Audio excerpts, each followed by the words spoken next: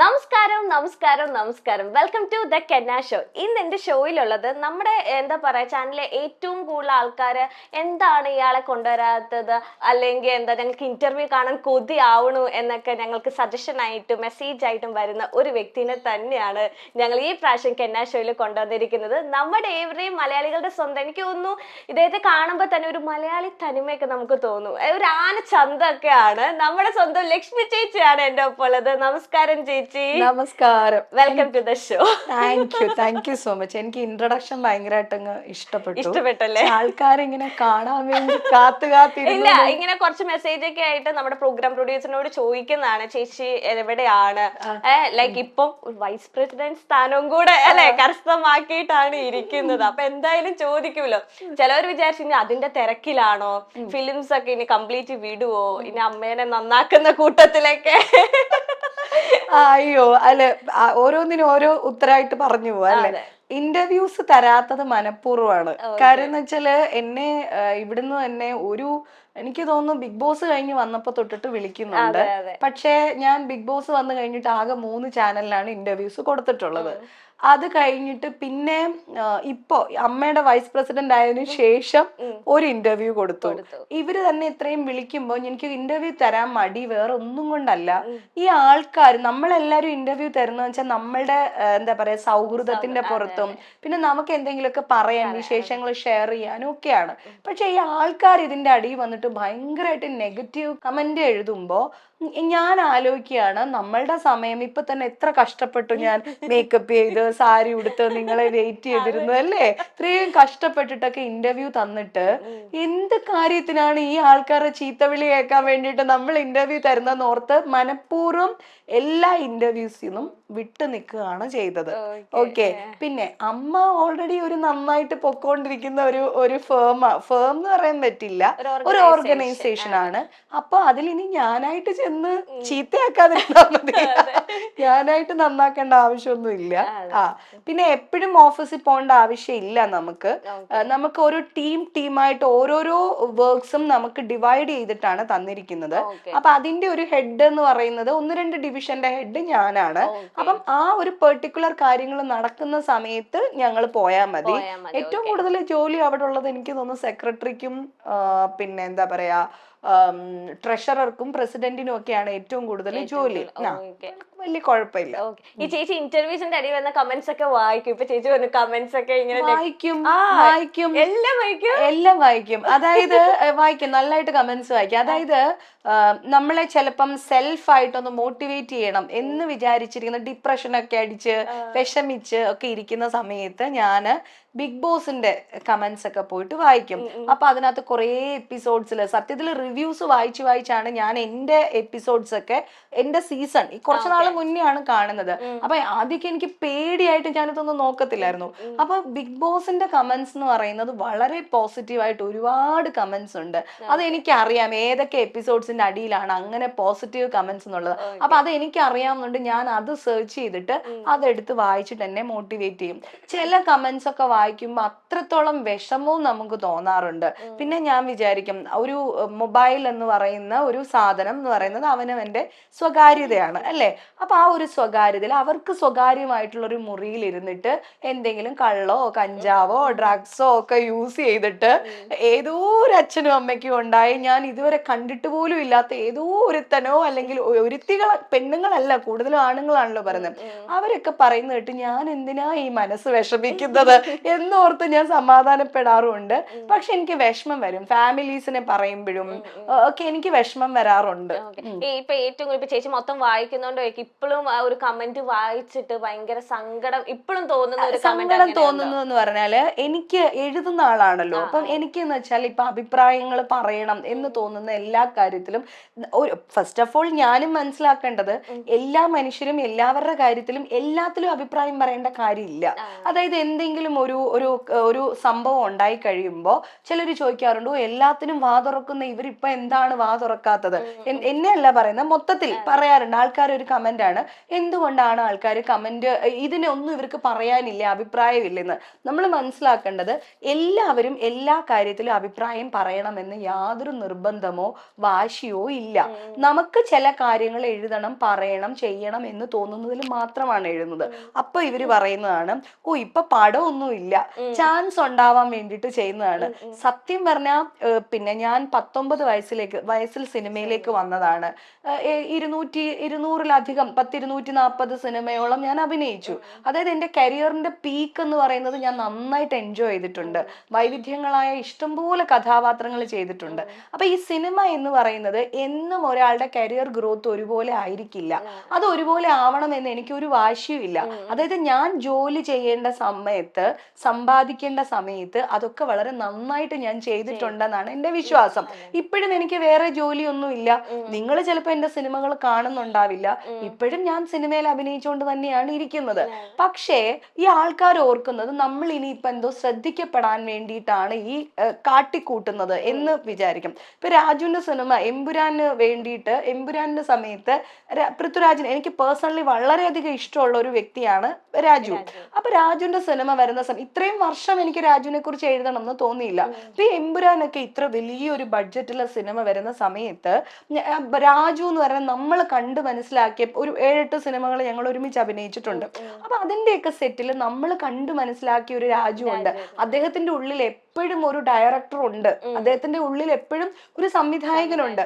അപ്പം ആ ഒരു സംവിധായകനെ നമ്മൾ എങ്ങനെ കണ്ടു, നമ്മുടെ ആ ഒരു ഏജിൽ നമ്മൾ എങ്ങനെ കണ്ടു എന്നുള്ളത് നമ്മൾ എഴുതി കഴിയുമ്പോൾ ഇനിയിപ്പൊ ഇദ്ദേഹത്തിന്റെ സിനിമ കിട്ടാൻ വേണ്ടിയിട്ടാണ് ഇവരിങ്ങനെയൊക്കെ എഴുതുന്നത്. അങ്ങനത്തെയൊക്കെ കമന്റ് വായിക്കുമ്പോ ഇപ്പൊ പടമില്ല, തിരക്കുണ്ടാവാൻ വേണ്ടിയിട്ടാണ് ചെയ്യുന്നത്. ഇപ്പൊ ലേറ്റസ്റ്റ് ആ ഇന്റർവ്യൂ വന്നപ്പോ പോലും ആൾക്കാർ അതിന്റെ അടിയിൽ ഇങ്ങനെയൊക്കെയാണ് പറയുന്നത്, ചാൻസിന് വേണ്ടിയിട്ടാണ് ഇങ്ങനെ പറയുന്നത്. അത് എനിക്ക് ഭയങ്കരമായിട്ട് എനിക്ക് വിഷമം വരാറുണ്ട്. പിന്നെ കാസ്റ്റ്, ഒരാളുടെ കാസ്റ്റ്, രാഷ്ട്രീയം, മതം, രാഷ്ട്രീയം എന്ന് പറയുന്നത് അവരുടെ തികച്ചും പേഴ്സണൽ ആയിട്ടൊരു കാര്യമാണ്.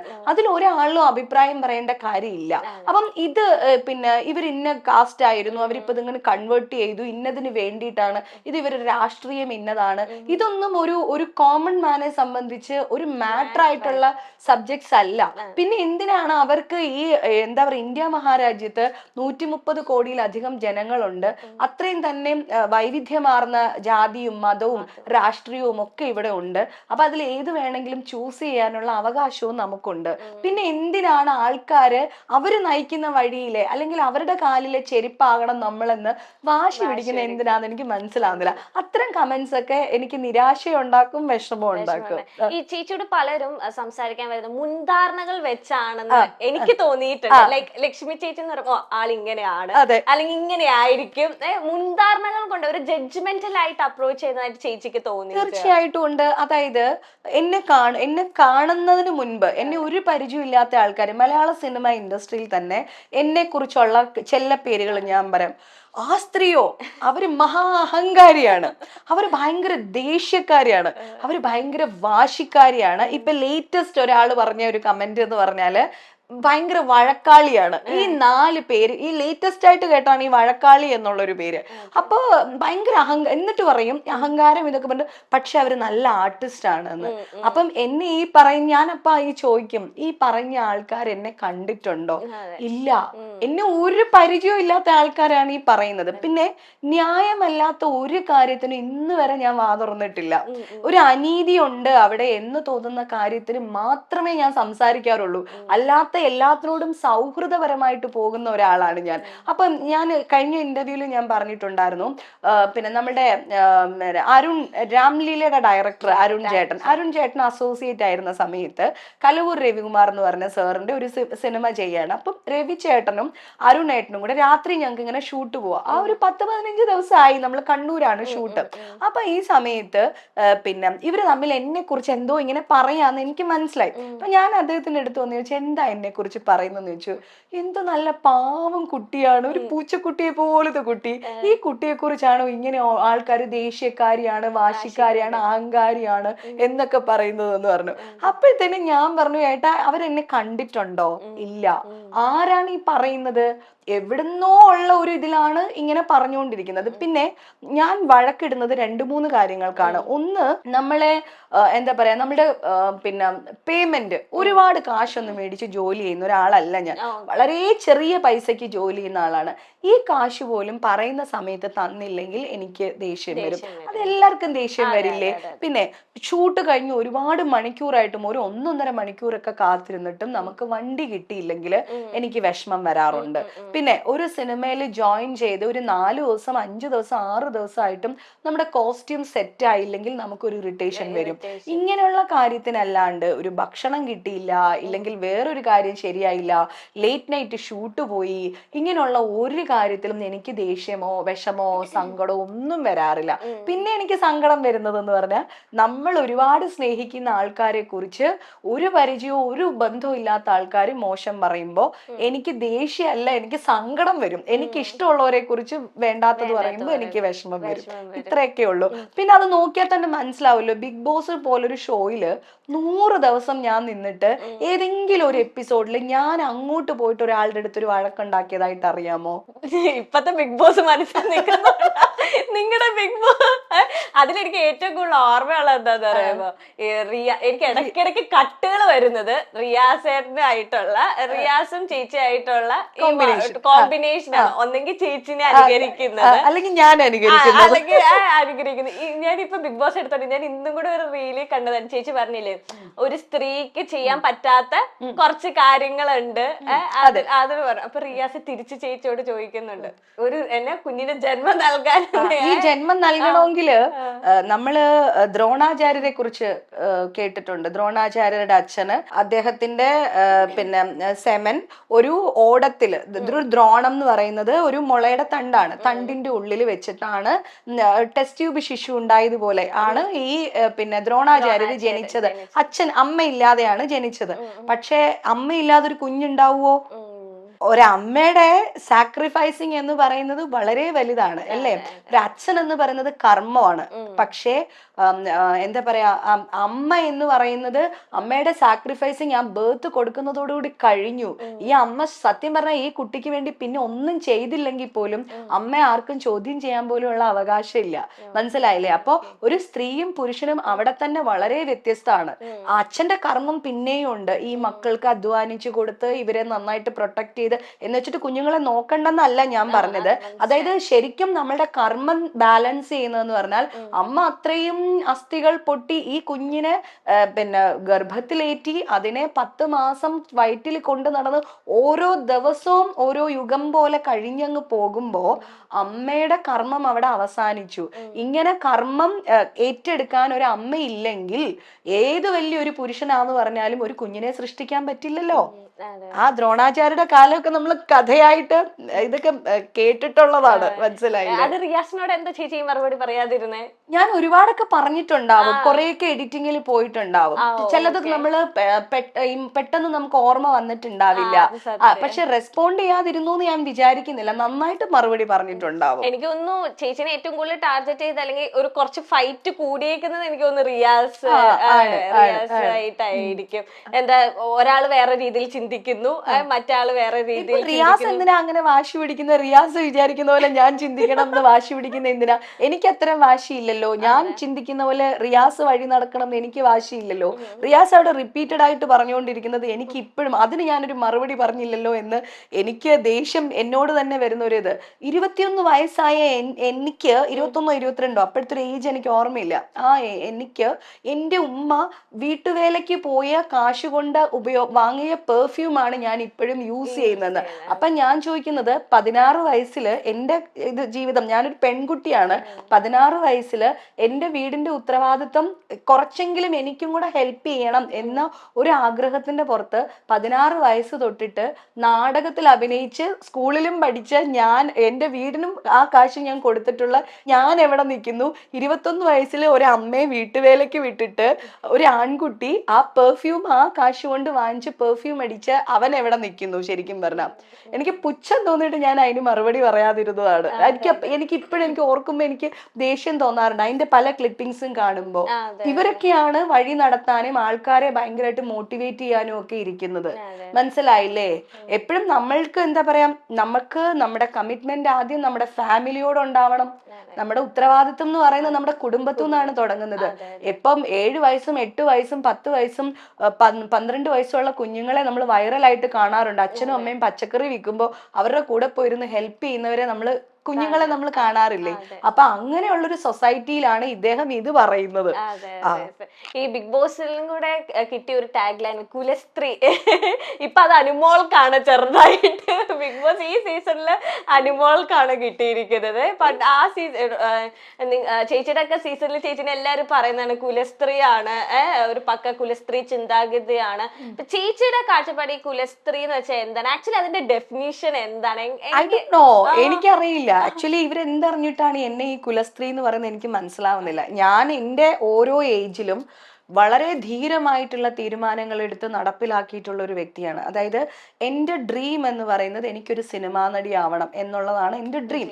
എൻ്റെ 6 വയസ്സ് തൊട്ടിട്ടുള്ള എൻ്റെ ഡ്രീമാണ്. ഓക്കെ, ആ ഡ്രീമിന് വേണ്ടിയിട്ട് എന്നെ ചെറുപ്പത്തിൽ എൻ്റെ ചിറ്റപ്പൻ, എൻ്റെ ടാറ്റയാണ് എന്നെ ഒരു കലാകാരിയാക്കിയത്. ഞാൻ ഭരതനാട്യം പഠിച്ചു, കുച്ചിപ്പുടി, മോഹിനിയാട്ടം, ഓട്ടംതുള്ളൽ, കഥാപ്രസംഗം, നാടോടി നൃത്തം, ഇങ്ങനെ സകലമാന വിദ്യകളും ഞാൻ അഭ്യസിച്ചു. ഞാൻ ധാരാളം വായിച്ചു വളർന്നു. അത് കഴിഞ്ഞിട്ട് എന്താ പറയാ, എൻ്റെ പോലത്തെ ഒരു നാട്ടും പുറത്തുനിന്ന് എങ്ങനെയാണ് ഒരു സിനിമയിലേക്ക് ഓപ്പർച്യൂണിറ്റി ഉണ്ടാവുന്നതെന്ന് പോലും അറിയാത്ത കാലത്ത് പിന്നെ എൻ്റെ ബൈ ചാൻസ് വന്ന ഒരു നാടകത്തിൽ അഭിനയിക്കുക എന്ന് പറയുന്ന ഒരു ചാൻസിനെ ഫലപ്രദമായിട്ട് വിനിയോഗിച്ചു. എൻ്റെ ഒരു കമ്മ്യൂണിറ്റിയിൽ നിന്ന് പോലും ആരും ഇത്തരം കാര്യത്തിലേക്ക് വരാത്തൊരു സമയത്ത് ഞാൻ നാടകത്തിൽ അഭിനയിച്ചു. പ്രൊഫഷണൽ നാടകത്തിൽ 3 വർഷം അഭിനയിച്ചു. എന്നിട്ട് ഞാൻ പൈസ സമ്പാദിക്കാൻ തുടങ്ങി. ഞാൻ കാസ്റ്റ് കൺവേർട്ട് ചെയ്തു. ഇന്റർ കാസ്റ്റ് മാരേജ് ആണ് ഞാൻ ചെയ്തത്. 18 വയസ്സും 1 മാസം ആകുമ്പോൾ വളരെ ധീരമായിട്ട് ഞാൻ പോയിട്ട് കാസ്റ്റ് കൺവേർട്ട് ചെയ്തിട്ട് എനിക്ക് ഇഷ്ടമുള്ള ഒരു മതം സ്വീകരിച്ചപ്പോൾ എൻ്റെ തൊഴിലിടം എനിക്ക് 18 വയസ്സാകുന്നതിന് മുൻപേ എൻ്റെ വ്യക്തിത്വം രൂപപ്പെട്ടു വരുന്ന സമയത്ത് തന്നെ ഞാൻ ഏത് മേഖലയിലായിരിക്കണം വിജയിക്കേണ്ടത് എന്നുള്ള നിശ്ചയദാർഢ്യം എനിക്കുണ്ടായിരുന്നു. ഫസ്റ്റ്. സെക്കൻഡ്, ഒരു വിവാഹ ജീവിതത്തിനെ കുറിച്ച് വളരെ ബോൾഡ് ആയിട്ടുള്ള ഒരു തീരുമാനം എടുത്തു. 3, ആരുടെയും യാതൊരു പിന്തുണയും എന്താ പറയാ കമ്പലിങ്ങും നിർബന്ധവും ഇല്ലാതെ തന്നെ എനിക്ക് അനുയോജ്യമായ ഒരു മതം ഞാൻ തെരഞ്ഞെടുത്തു. എന്നിട്ട് 18 വയസ്സിന് ശേഷം വിവാഹ ജീവിതത്തോട് കൂടിയിട്ട് സിനിമ എന്ന് പറയുന്ന കരിയർ അവസാനിപ്പിക്കുന്ന സമയത്ത് സിനിമ എന്ന കരിയർ ഞാൻ തെരഞ്ഞെടുത്തു. ആ കരിയറിൽ വളരെ വിജയിച്ചു തന്നെ മുന്നോട്ട് പോകുന്നു. ഓക്കെ, ഇപ്പോഴും ഞാൻ ആ ജോലി ചെയ്യുന്നു. അപ്പോ ഈ പറയുന്നതിൽ എവിടെയാണ് എനിക്ക് ശക്തമായിട്ട് അഭിപ്രായം പറയണം എന്ന് തോന്നുന്ന ഇടങ്ങളിലൊക്കെ ഞാൻ അഭിപ്രായം പറയാറുണ്ട്. 34 വയസ്സാവുമ്പോഴത്തേക്കും ഒരു ഓട്ടോബയോഗ്രഫി എഴുതിയിട്ടുണ്ട്, ആത്മകഥ എഴുതിയിട്ടുണ്ട്. അപ്പോ എങ്ങനെയാ, എന്ത് ടാഗ് ലൈൻ ആണ് കൊടുക്കുന്നത്? പിന്നെ കുടുംബം നോക്കുന്നതും ഡിവോഴ്സ് ചെയ്യാണ്ട് ഒരു ഭർത്താവിന്റെ കൂടെ ജീവിക്കുന്നതും കുഞ്ഞുങ്ങൾ നന്നായിട്ട് വളരപ്പെടണം എന്ന് ആഗ്രഹിക്കുന്നതും ഒക്കെയാണ് കുലസ്ത്രീ എന്ന ടാഗ് ലൈൻ എങ്കിൽ ഈ സമൂഹത്തിലെ ഒരു 85% ആൾക്കാരും കുലസ്ത്രീകളാണ്. സമൂഹത്തിന്റെ പില്ലറാണ് കുടുംബം എന്ന് പറയുന്നത്, അല്ലേ?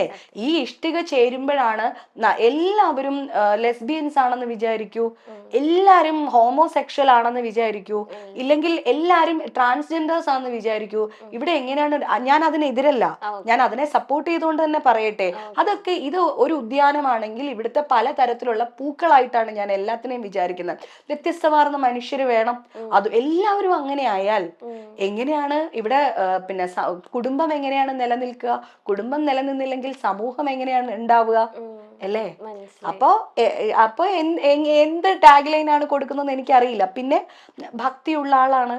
ജീവിതത്തിൽ ഭക്തി ഉണ്ടെങ്കിൽ നമുക്ക് കൃത്യനിഷ്ഠ ഉണ്ടായിരിക്കും. നമ്മൾ രാവിലെ കുളിക്കുന്നു, എന്താ പറയാ, എല്ലാത്തിനും ഒരു അടുക്കും ചിട്ടയും എന്ന് പറയില്ലേ, ഒരു വൃത്തിയും വെടിപ്പും ഉണ്ടാവും. എന്താ പറയാ, ഒരു കൃത്യനിഷ്ഠയോട് കൂടിയിട്ട് നമ്മൾ രാവിലെ എഴുന്നേക്കുന്നു, നമ്മൾ കുളിക്കുന്നു, നമ്മൾ ജപിക്കുന്നു. അപ്പൊ എന്താ പറയാ, ഒരു പിന്നെ പേഴ്സണൽ ഹൈജീൻ എന്ന് പറയുന്ന ഒരു സാധനം മെയിൻറ്റെയിൻ ചെയ്യുന്നുണ്ട്. ആ പേഴ്സണൽ ഹൈജീൻ മെയിൻറ്റെയിൻ ചെയ്യാൻ ഇവിടെ ആർക്കാണ് ഇഷ്ടമില്ലാത്തത്, അല്ലേ? അപ്പൊ നമ്മൾ ഒരു കൃത്യനിഷ്ഠയായിട്ട്, ഒരു സ്കൂളിലെ കുട്ടി എങ്ങനെയാണ് അത് പിന്നെ രാവിലെ എഴുന്നേക്കുന്നു, കുളിച്ച് ഫ്രഷ് ആയി അത് റെഡിയായി കറക്റ്റ് സമയത്ത് ബസ്സിൽ കയറി അത് സ്കൂളിൽ പോകുന്നു, പഠിക്കാനുള്ള കാര്യങ്ങളൊക്കെ പഠിക്കുന്നു എന്ന് പറയുന്ന പോലെ ഒരു വീട്ടമ്മ രാവിലെ എഴുന്നിട്ട് അവർക്ക് കുറച്ച് ഉപാസനയൊക്കെ ഉണ്ടെങ്കിൽ, അതായത് കുറച്ച് പ്രാർത്ഥനയും കാര്യങ്ങളും ഒക്കെ ഉണ്ടെങ്കിൽ അവർ വളരെ പേഴ്സണൽ ഹൈജീൻ ആയിരിക്കും. അവരുടെ വീടും പരിസരവും വൃത്തിയായിട്ട് വെക്കാനായിട്ട് അവർ എപ്പോഴും ശ്രദ്ധിക്കും.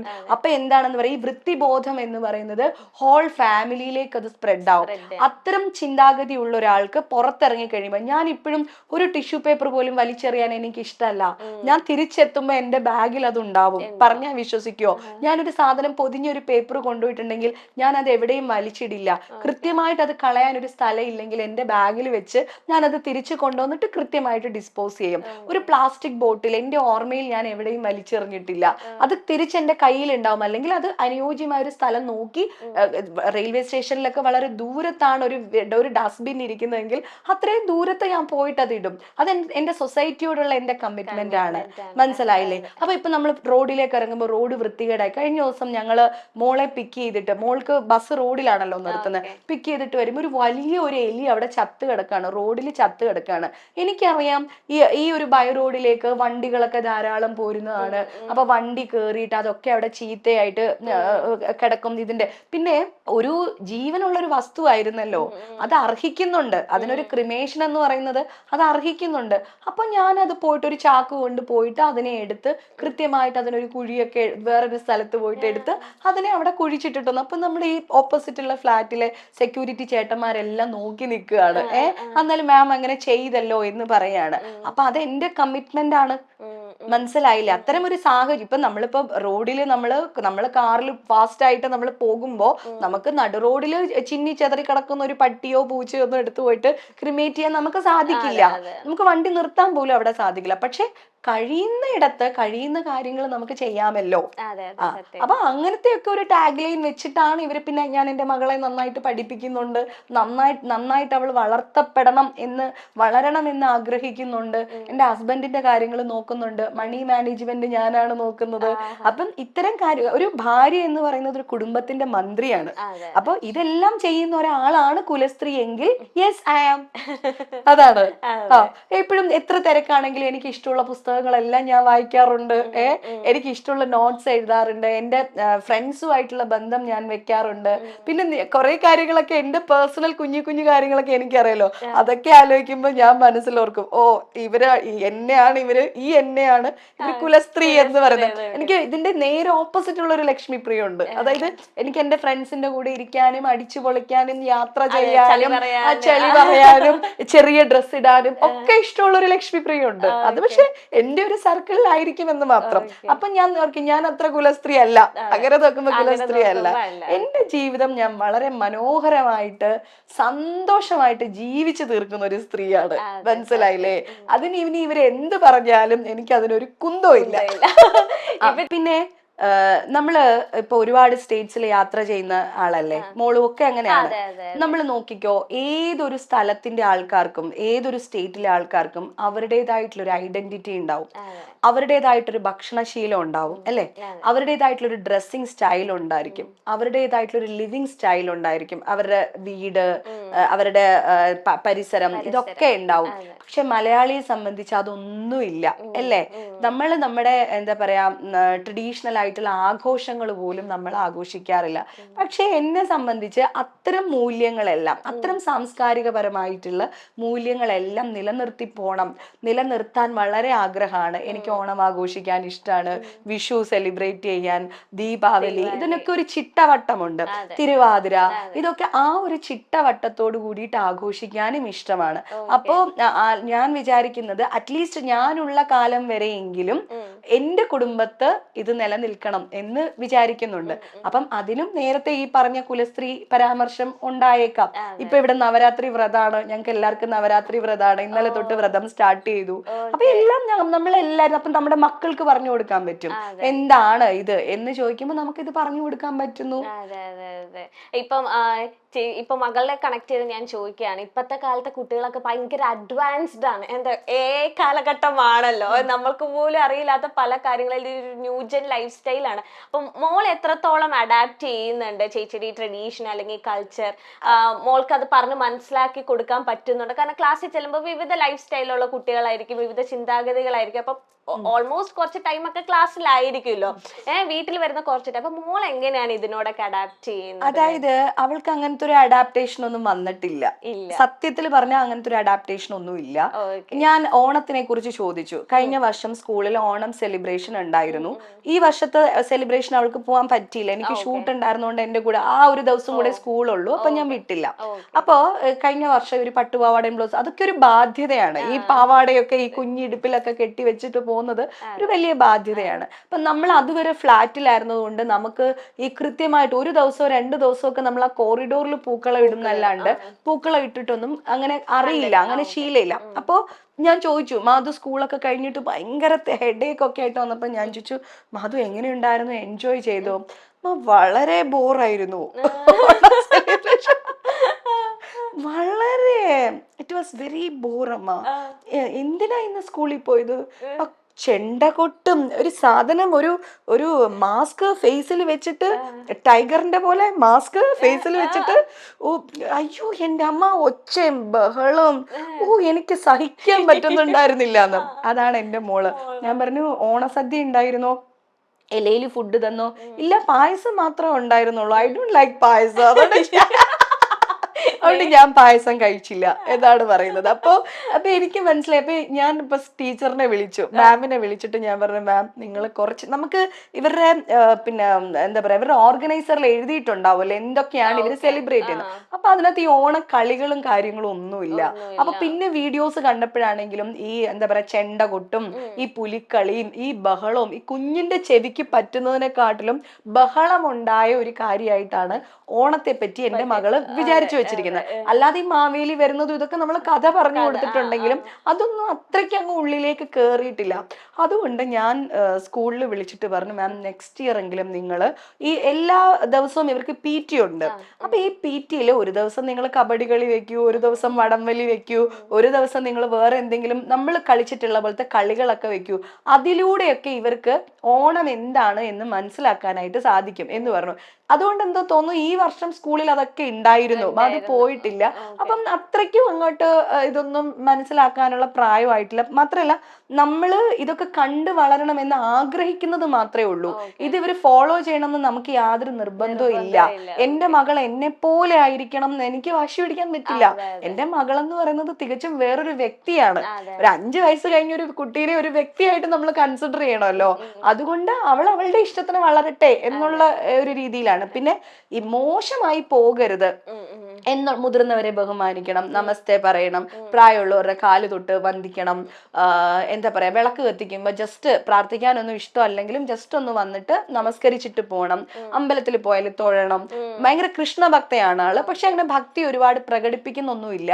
അത്തരം പ്രകടനം ഒന്നും നമ്മൾ പഠിപ്പിച്ച് കൊടുക്കുന്നുമില്ല. അപ്പൊ അവള് വേറൊരു വ്യക്തിയാണ്. അവൾക്ക് ഇഷ്ടമുള്ളവരെ വളരട്ടെ എന്ന് മാത്രമേ ഉള്ളൂ. ഇത്രയും സന്തോഷകരമായി പോകുന്ന ഒരു ദാമ്പത്യ ജീവിതം ഈ ഇടയ്ക്ക് സോഷ്യൽ മീഡിയ ആക്റ്റീവ് ആയതുകൊണ്ട് കുറെ പേര് ഡിവോഴ്സ് ആയിട്ടും പറഞ്ഞ് എന്തോരം തംബ്നെയിലുകളായിരുന്നു. എന്തൊക്കെ അത് ചേച്ചി കണ്ടിട്ടുണ്ടാവില്ല.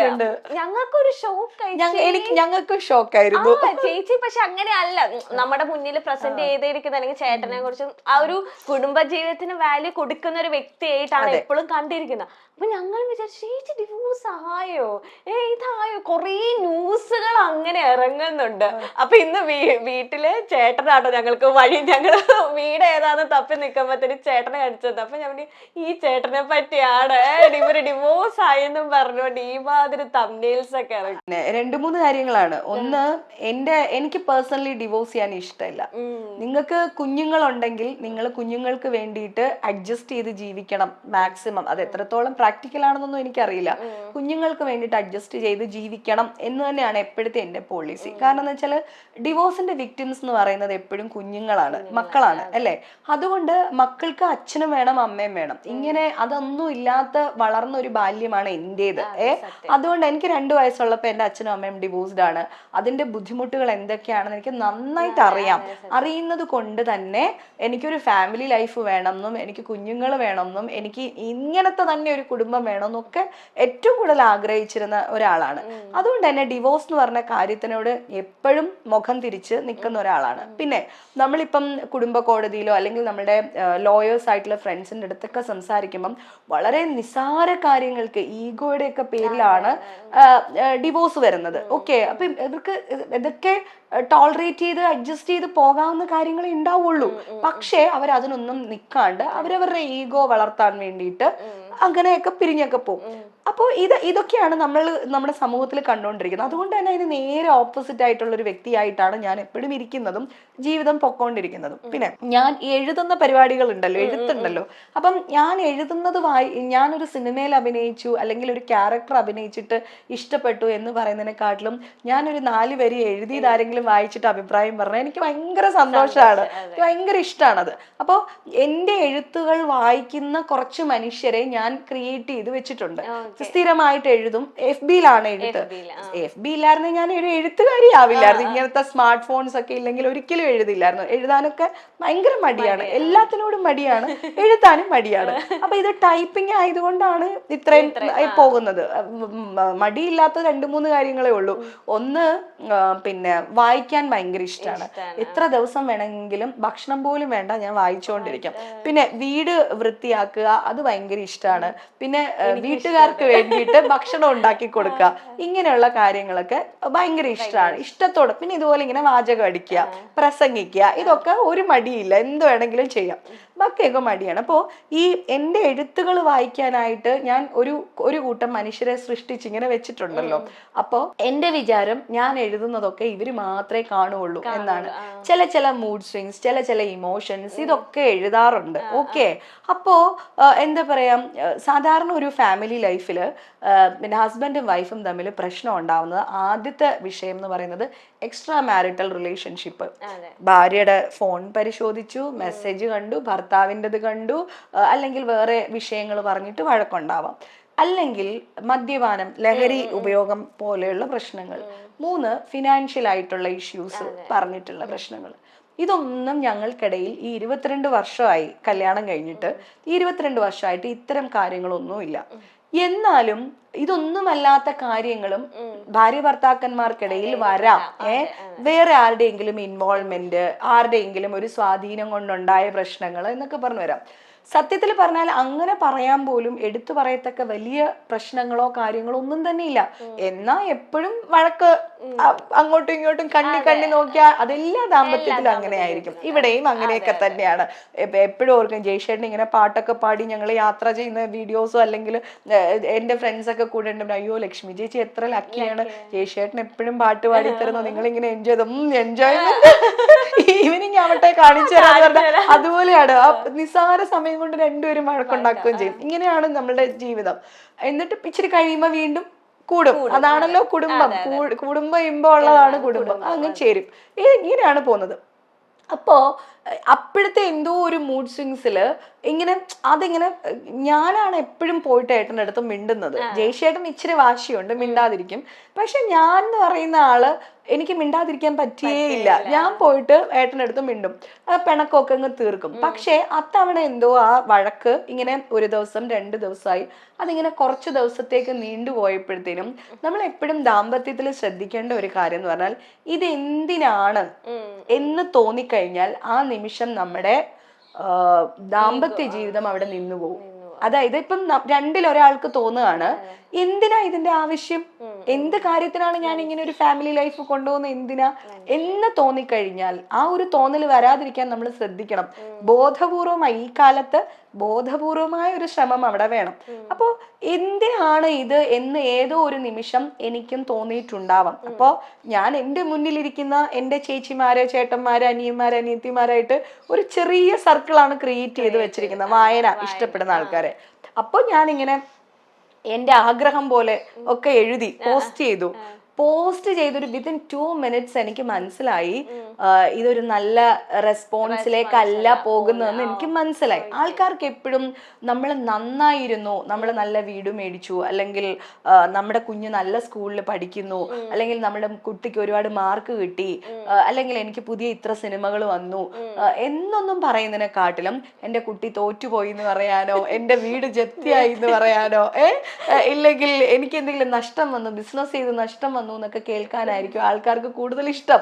ഞാൻ നന്നായി ജീവിക്കുന്നതിനെക്കാട്ടിലും നെഗറ്റീവ് പബ്ലിസിറ്റി, നെഗറ്റീവ് ഇഷ്ടപ്പെടുന്ന ഒരു അതെങ്ങനെയാണ് ഒരാളുടെ വീഴ്ചകളെ, ബുദ്ധിമുട്ടുകളെ, വേദനയൊക്കെ ഇത്രയധികം ആസ്വദിക്കാനായിട്ട് മനുഷ്യർക്ക് പറ്റുന്നതെന്ന് ഞാൻ ആലോചിക്കാറുണ്ട്.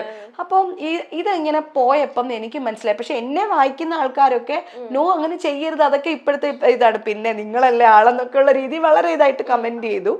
അപ്പോ പക്ഷെ ഒരു 2 minute കൊണ്ട് എനിക്ക് മനസ്സിലായി ഇത് വേറെ രീതിയിലേക്ക് പോകുന്നു. ഞാൻ ഡിലീറ്റ് ചെയ്ത് അപ്പോഴും ഏറ്റവും വലിയ ഇതിൽ രസകരമായ കാര്യം എന്ന് വെച്ചാൽ ജയശേട്ടനെ വീട്ടിൽ തന്നെയാണ്. ജയശേട്ടൻ രാവിലെ കുളിക്കുന്നു, ഓഫീസിൽ പോകുന്നു, ഞാൻ എഴുതാ. ജയശേട്ടനാണ് കോൾ ചെല്ലുന്നത്. അപ്പൊ ജയശേട്ടൻ ലക്ഷ്മിയോ എന്നെയോ ഡിവോഴ്സ് ചെയ്തെന്നോ? ഞാൻ അറിഞ്ഞില്ലല്ലോ ഇത്. ചേച്ചി ഇനി ഞാൻ ഒറ്റയ്ക്കാണ് എന്തോ അങ്ങനെയൊന്നും ഞാൻ എഴുതിയിട്ടില്ല. അതൊക്കെ ഈ ഓൺലൈൻ മീഡിയാസ് അവരുടെ ഇഷ്ടത്തിന് എഴുതുന്നതാണ്. അപ്പൊ ഞാൻ നോക്കിയിട്ടൊന്നും കാണും പോസ്റ്റ് ചെയ്ത് എവിടെയാ? ഞാൻ അങ്ങനെ ഒരു പോസ്റ്റ് ഇല്ല, അങ്ങനെ ഒരു പോസ്റ്റ് ഇല്ല. അപ്പൊ ജയശേട്ടനെ വിളിച്ചു, ലക്ഷ്മിയോ, ലക്ഷ്മിയാണോ പറഞ്ഞത് ഡിവോഴ്സ് ചെയ്തെന്ന്? ഞാൻ അറിഞ്ഞില്ലല്ലോ. അല്ല ലക്ഷ്മി എഴുതിയിട്ടുണ്ടായിരുന്നു എന്ന് പറയുന്നു. നിങ്ങൾ വായിച്ചോ എഴുതിയത്? ഇല്ല, അത് അവളുടെ എന്തെങ്കിലും മൂഡ് സ്വിങ്സിൽ എഴുതിയായിരിക്കും. തൽക്കാലം ഡിവോഴ്സ് ഒന്നും ആയിട്ടില്ല, ഇനി ഒട്ട് ആവാനും പോണില്ല. ഞാൻ രാവിലെ വീട്ടിൽ നിന്നാണ് ഓഫീസിലേക്ക് വന്നിരിക്കുന്നത് എന്ന് പറഞ്ഞിട്ട് ആൾക്ക് പക്ഷെ അതൊരു ഭയങ്കര മാനസിക ബുദ്ധിമുട്ടുണ്ടാക്കി എന്നുള്ളത് എനിക്ക് പിന്നെ മനസ്സിലായി. പിന്നെ നല്ല ഇപ്പോഴും ഒരു ഫംഗ്ഷൻ ഒക്കെ വിളിച്ചു കഴിഞ്ഞാൽ ജയശേട്ടൻ വരില്ല. എവിടെ ചെന്നാലും ആൾക്കാർക്ക് നിങ്ങൾ ഡിവോഴ്സ് ആയില്ലേ എന്നാണ് ചോദിക്കുന്നത് എന്ന് പറഞ്ഞിട്ട് ഇതിങ്ങനെ ആൾക്കാർ ക്രിയേറ്റ് ചെയ്ത് ഞാൻ എന്തോ ഒരു ചെറിയൊരു ഇതായിട്ട് എഴുതിയിട്ടുള്ളൂ. അതിന് പല വേർഷൻസ് ആയിരുന്നു. 2 മിനിറ്റിനുള്ളിൽ ഞാനത് ഡിലീറ്റ് ചെയ്ത് കളഞ്ഞു പോസ്റ്റ്. പക്ഷേ അത് ഭയങ്കര വൈറലായിട്ട് അങ്ങനെ പോയി. അപ്പം പ്രേക്ഷകരോട് എല്ലാവരോടും പറയണേ, ഞങ്ങൾ വളരെ സന്തോഷമായിട്ട് ജീവിച്ചുകൊണ്ടിരിക്കുന്നുണ്ട്. ഓഫീസിൽ പോയതേ ഉള്ളൂ, കുഴപ്പമൊന്നുമില്ല. അല്ല ഇപ്പം ജയശേട്ടൻ അങ്ങനെ വിചാരിക്കുന്നില്ല. ചേച്ചി ഒരു മൂഡ് സിംഗിൽ എഴുതി. അപ്പൊ ചേച്ചിയോടെ ആയിട്ട് എന്തെങ്കിലും ഉപദേശം എന്താണോ, അല്ലെങ്കിൽ എന്തെങ്കിലും അങ്ങനത്തെ സങ്കടമൊന്നും ജയശേട്ടനില്ല. എന്നെ ഈ ഭൂമിയില് ഏറ്റവും കൂടുതൽ മനസ്സിലാക്കുന്ന ഒരു മനുഷ്യൻ എന്ന് പറയുന്നത് ജയശേട്ടനാണ്. എന്നെയൊക്കെ സഹിക്കാൻ വലിയ പാടാണ്. എന്നെ ഇങ്ങനെ ഒരു 16 വയസ്സ് തൊട്ടിട്ട് ജയശേട്ടനെ അറിയാം. 16 വയസ്സ് തൊട്ടിട്ട് അറിയാം. 18 വയസ്സിൽ കല്യാണം കഴിഞ്ഞു. 22 വർഷമായിട്ട് കൂടെയുണ്ട്. അപ്പം എല്ലാരും ആക്സെപ്റ്റ് ചെയ്യാന്ന് പറയുന്നത് പോസിറ്റീവ്സ് മാത്രല്ലേ, ഇതെന്റെ നെഗറ്റീവ്സ് ആക്സെപ്റ്റ് ചെയ്യുന്ന ഒരാളാണ് ഞാൻ എന്ന് പറഞ്ഞാൽ ഇങ്ങനെയാണ് എന്ന് നല്ലതുപോലെ അറിയാം. അപ്പൊ അതിലേട്ടന് വിഷമമൊന്നുമില്ല. പക്ഷെ നമ്മളെ വേണ്ടപ്പെട്ടവര്, ഇപ്പൊ കഴിഞ്ഞ ദിവസം വിദ്യാധരൻ മാസ്റ്ററുടെ കോള് വന്നിട്ടുണ്ടായിരുന്നു. ഈ സംഭവം നടന്നിട്ട് തന്നെ 3-4 മാസത്തിൽ കൂടുതലായി ഇപ്പോ. പക്ഷെ വിദ്യാധരൻ മാസ്റ്ററുടെ കോള്, പെരുമ്പാവൂർ രവീന്ദ്രനാഥ് സാറ്, ഇങ്ങനെ നമുക്ക് വളരെ വേണ്ടപ്പെട്ട ജയചന്ദ്രൻ ചേട്ടൻ, ഇങ്ങനെ സംഗീത കുടുംബമാണല്ലോ നമ്മുടേത്. അപ്പൊ ഇതുമായിട്ട് റിലേറ്റഡ് ആയിട്ടുള്ള എല്ലാവരും ഏട്ടനോട് ചോദിക്കുമ്പോ ഏട്ടന് വിഷമാണ്. അല്ലാണ്ട് ഞാൻ എഴുതി എന്നുള്ളതിനെ ഏട്ടൻ അത് അവളെ ഒരു ഇതായിട്ട് ചെയ്തു എന്നേ പറയുന്നുള്ളൂ. പക്ഷെ ഏട്ടൻ ഇങ്ങനെ പബ്ലിക്കിന്റെ അടുത്തായിട്ട് വരുമ്പോഴും അയ്യോ നിങ്ങൾ ഡിവോഴ്സ് ആയില്ലേ, നിങ്ങൾ ഡിവോഴ്സ് ആയോ എന്നൊക്കെ പറഞ്ഞ് ചോദിക്കുമ്പോൾ ആൾക്ക് വിഷമമാണ്. ഈ പബ്ലിക്കിന് ശരിക്കും പറഞ്ഞാൽ ജനങ്ങൾക്ക് നമ്മൾ ഒരുപാട് പുരോഗമന ചിന്താഗതി ഉള്ളവരായിട്ട് മാറി. നമ്മൾ ഒരുപാട് എഡ്യൂക്കേറ്റഡ് ആയിട്ടുള്ള ഒരു സമൂഹമാണ്. എന്താണ് നമ്മളുടെ എഡ്യൂക്കേഷൻ? ഇത്തരം ചോദ്യങ്ങളൊന്നും ചോദിക്കരുത് എന്ന് ചിന്തിക്കാനുള്ള ബോധം പോലും ഇല്ലാത്തൊരു കാലത്തിലൂടെയാണ് നമ്മൾ ജീവിക്കുന്നത്. അതുകൊണ്ട് അതിൽ അത്ഭുതപ്പെടാനില്ല. ജയശേട്ടന് വിഷമം എഴുതി പോയല്ലോ, അതില് എഴുതി വേണ്ടായിരുന്നു. ചെറിയൊരു കാര്യത്തിന് അങ്ങനെ ചെയ്യണ്ടായിരുന്നു. ഏട്ടനോട് പറഞ്ഞു. ഞാൻ ഇപ്പോഴും സോറി പറയും. ഓരോരുത്തരും വിളിച്ചു ചോദിക്കുമ്പോഴും സോറി പറയും. ഇന്നിപ്പോ ഈവനിങ് വലിയൊരു ഫംഗ്ഷൻ ഉണ്ട്, അതിന് ഏട്ടന് ഞാൻ വരുന്നില്ല, ഞാൻ വന്നു കഴിഞ്ഞാൽ എല്ലാരും അങ്ങനെയൊക്കെ ചോദിക്കും, എനിക്ക് വയ്യ. അപ്പൊ ഞാൻ ഏട്ടൻ എന്നാ പിന്നെ ഡിവോഴ്സ് ആയിന്നങ്ങ് പറ. ആ കൊറേ പേരോട് ഞാൻ അങ്ങനെ പറഞ്ഞു. ചിലപ്പോ അറിയാൻ പറ്റില്ലല്ലോ, നിന്നെക്കാട്ടില് നല്ലൊരു പെണ്ണിനെ കിട്ടുവാണെങ്കിൽ എനിക്ക് കിട്ടട്ടെ. ഏട്ടൻ ഭയങ്കര ഹ്യൂമർ സെൻസ് ഉള്ള ഒരാളാണ്. അപ്പൊ അതുകൊണ്ട് ഏട്ടൻ അങ്ങനെയൊക്കെ ഇത് പോയി. അപ്പൊ ഇനി എന്താ തീരുമാനിച്ചേക്കണം? മൂഡ് സ്വിങ്സ് വരും ഇനി എഴുതിയിട്ട് അയ്യോ mood swings അല്ല, അത് കഴിഞ്ഞു. അത് കഴിഞ്ഞിട്ട് ഞാൻ ഇപ്പൊ ഒരു ബുക്ക് എഴുതിക്കൊണ്ടിരിക്കുന്നുണ്ട്. ഞാൻ പറയാൻ തുടങ്ങിയിട്ട് 2-3 വർഷമായി. ക്ഷമ ഒട്ടും ഇല്ലാത്ത ആളായോണ്ടാണ് എഴുതാത്തത്. അപ്പം 3 വലിയ മനുഷ്യർ എന്നാണ് ബുക്കിന്റെ പേര്. അപ്പം എഴുത്ത് തുടങ്ങിയതേ FB-യിലായതുകൊണ്ട് എന്റെ ഓട്ടോബയോഗ്രഫി ഒക്കെ എഴുതിയത് FB-യിലാണ്. 53 അധ്യായം വരെ FB-യിലാണ് എഴുതിയത്. അപ്പം ഈ ഇതിനെ വായിക്കുന്ന ഒരു ചെറിയ വിഭാഗം ആൾക്കാരേ ഉള്ളൂ. അപ്പം അവർക്ക് വേണ്ടിയിട്ട് എഴുതുമ്പോ പോലും ഈ ഇതിലെ കഥയാണ് ഇതെന്ന് പോലും മനസ്സിലാക്കാണ്ട് ആൾക്കാർ അതിനെയും തെറ്റിദ്ധരിക്കാൻ തുടങ്ങിയപ്പോ ഞാൻ ആ FB-യിൽ എഴുതുന്ന പരിപാടിയെ അങ്ങ് നിർത്തി. എഴുത്ത് നിർത്തി ശരിക്കും പറഞ്ഞാല്. പിന്നെ എനിക്കിപ്പം എഴുതിയതിൽ ഇഷ്ടപ്പെട്ടത് എന്താ ഗിരീഷ് പുത്തഞ്ചേരി ചേട്ടനെ കുറിച്ചാണ് ഒരു ആർട്ടിക്കിൾ പോലെ എഴുതിയത്. അല്ലാണ്ട് എന്റേതായിട്ടുള്ള ക്രിയേറ്റ് ചെയ്യുന്ന കഥകളൊന്നും ഞാൻ എഴുതുന്നില്ല. മാധവിക്കുട്ടി അമ്മയ്ക്കും ഇതേ സെയിം പ്രശ്നമായിരുന്നല്ലോ. പുള്ളിക്കാരി എഴുതിയതൊക്കെ പുള്ളിക്കാരിയുടെ സ്വന്തമാണെന്ന് വിചാരിക്കുന്നത്. ലാസ്റ്റ് ഞാൻ പിന്നെ മുൻകൂർ ജാമ്യം എടുത്തിട്ട് അതിൽ നിന്ന് മാറി. എന്നുവെച്ചാൽ ഞാൻ എഴുതുന്നതൊന്നും എന്റെ അനുഭവങ്ങളല്ല, എന്റെ ഇമാജിനേഷൻ ആണ്. അപ്പൊ അതുകൊണ്ട് ഇനി എന്തായാലും ഞാൻ എഴുതുന്നില്ല എന്ന് പറഞ്ഞിട്ട് FB എഴുത്ത് ഞാൻ സ്റ്റോപ്പ് ചെയ്തു. ഇനി FB തുറക്കുന്നത് ഇനി നമുക്ക് ബുക്കും പേനയും മാത്രം. ഇപ്പൊ ഒരു വൈസ് പ്രസിഡന്റ് എന്ന് പറഞ്ഞ ഒരു സ്ഥാനത്തിൽ ഇരിക്കുകയാണ്. ഒരുപാട് ഉത്തരവാദിത്തങ്ങളുണ്ട്. ഇനിയായിരിക്കും ചെറിയ ഇപ്പം എന്ന് വെച്ചാൽ അമ്മയിൽ തന്നെ ഒരുപാട് ഇഷ്യൂസ് ഒക്കെ നടന്നു അല്ലെ? എപ്പോഴും നമുക്ക് ന്യൂസിൽ അറിയാം എത്രത്തോളം സത്യമുണ്ട് ഏതൊക്കെയാണെന്നൊന്നും നമുക്കറിയാം. നമുക്ക് ന്യൂസിൽ കാണുന്നതാണ് അറിയുന്നത്. അതിനുശേഷമാണ് ഒരു പെൺഭരണം അല്ലെ, അമ്മ ഇനി കുറച്ച് നാള് പെണ്ണുങ്ങൾ ഭരിക്കട്ടെ എന്നൊക്കെ പറഞ്ഞ് ഇലക്ഷനൊക്കെ നിന്നും ജയിച്ചു. അപ്പൊ ഇനി എന്തെങ്കിലും നിങ്ങളുടെ ഇടയിൽ നിന്ന് എന്തെങ്കിലും മിസ്റ്റേക്ക് വന്നാൽ എല്ലാരും കൂടെ നിങ്ങൾക്കെതിരെ തിരിയും, അല്ലെങ്കിൽ ചെറിയൊരു വീഴ്ച പോലും ഇനി പറ്റാൻ പാടില്ല. കാരണം ഇത്രയും ഇഷ്യൂസ് ഇതെല്ലാം കഴിഞ്ഞ് കുറെ ഒരു കോലാഹലത്തിന് ശേഷമാണ് നിങ്ങൾക്ക് കൈമാറി നിൽക്കുന്നത്. അപ്പൊ അതിന്റെ ഒരു ബർഡൻ എത്രത്തോളം ഉണ്ട്? അതായത് എല്ലാവരെയും ഒരുമിച്ച് ആകെ ഞങ്ങളുടെ അംഗസംഖ്യ എന്ന് പറയുന്നത് ഒരു 504 അംഗങ്ങൾ മാത്രമേ ഉള്ളൂ. ഒരു ചെറിയൊരു എന്താ പറയാ, ഇത്രയും കോടി ജനങ്ങളിലെ ആക്ടേഴ്സ് നടീനടന്മാർ എന്ന് പറയുന്നത് വളരെ ചെറിയൊരു വിഭാഗമാണ്. അതിൽ തന്നെ മലയാള സിനിമയിൽ ഇത്ര പെർസെന്റേജ് ആണ് ഉള്ളത്. ഇത്ര പെർസെന്റേജ് ആൾക്കാർ അഭിനയിക്കുന്നവരില് 504 പേര് മാത്രമാണ് മെമ്പർമാരായിട്ട് നമുക്കുള്ളത്. അവർക്ക് വേണ്ടിയിട്ടാണ് നമ്മൾ ഈ തീരുമാനങ്ങൾ എടുക്കേണ്ടതും നടപടികൾ എടുക്കേണ്ടതും ഒക്കെ. ഈ ജനങ്ങൾക്ക് മനസ്സിലാവാത്തത് അമ്മ എന്ന് പറയുന്നത് ഒരു ചെറിയൊരു വെൽഫെയർ ഓർഗനൈസേഷൻ ആണ്. അല്ലാണ്ട് അമ്മയ്ക്ക് യാതൊരു സ്റ്റാറ്റ്യൂട്ടറി അധികാരങ്ങളും ഉള്ള ഒരു സംഘടനയല്ല, ഒന്നും തന്നെ ഇല്ല അമ്മയ്ക്ക്.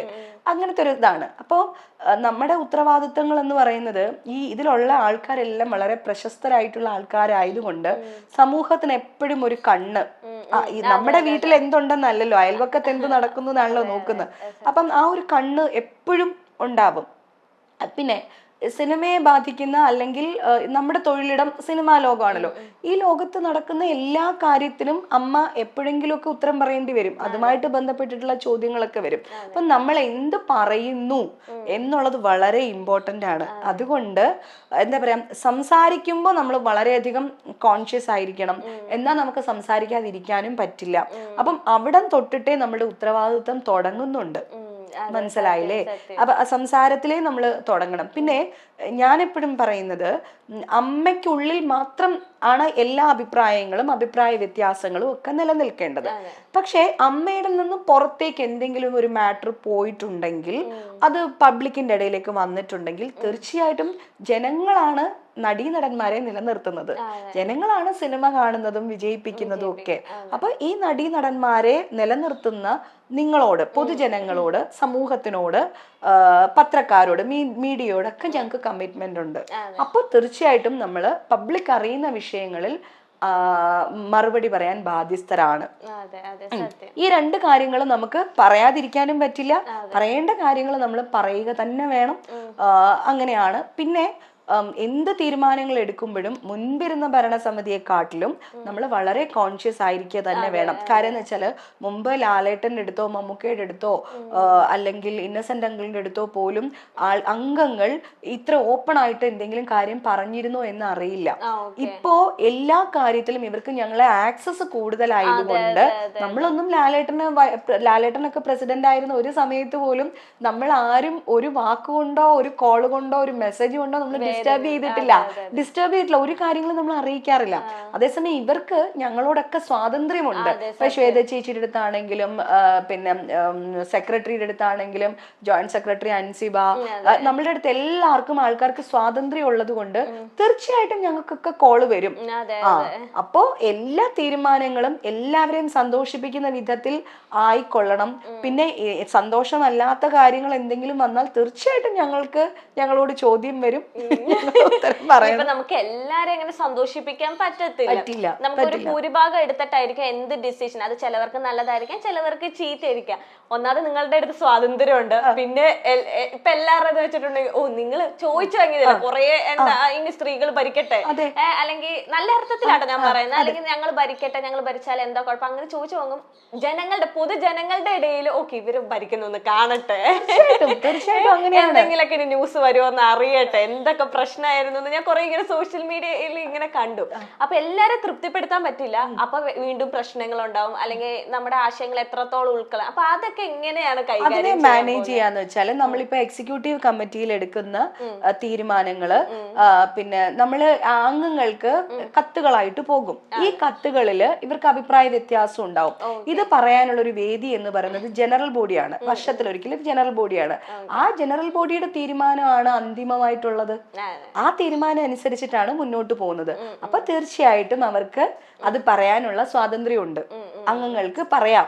ഇത് ഞങ്ങളെ വിളിച്ചു പറയുമ്പോ തന്നെ മിക്ക തീരുമാനങ്ങളും ഞങ്ങൾ മാറ്റും. എല്ലാവരെയും സന്തോഷിപ്പിച്ചില്ലെങ്കിലും ഒരു സംഘടന എങ്ങനെയാണ് പോകേണ്ടത് എന്നുള്ളൊരു ധാരണ നമുക്ക് എല്ലാവർക്കും ഉണ്ടല്ലോ.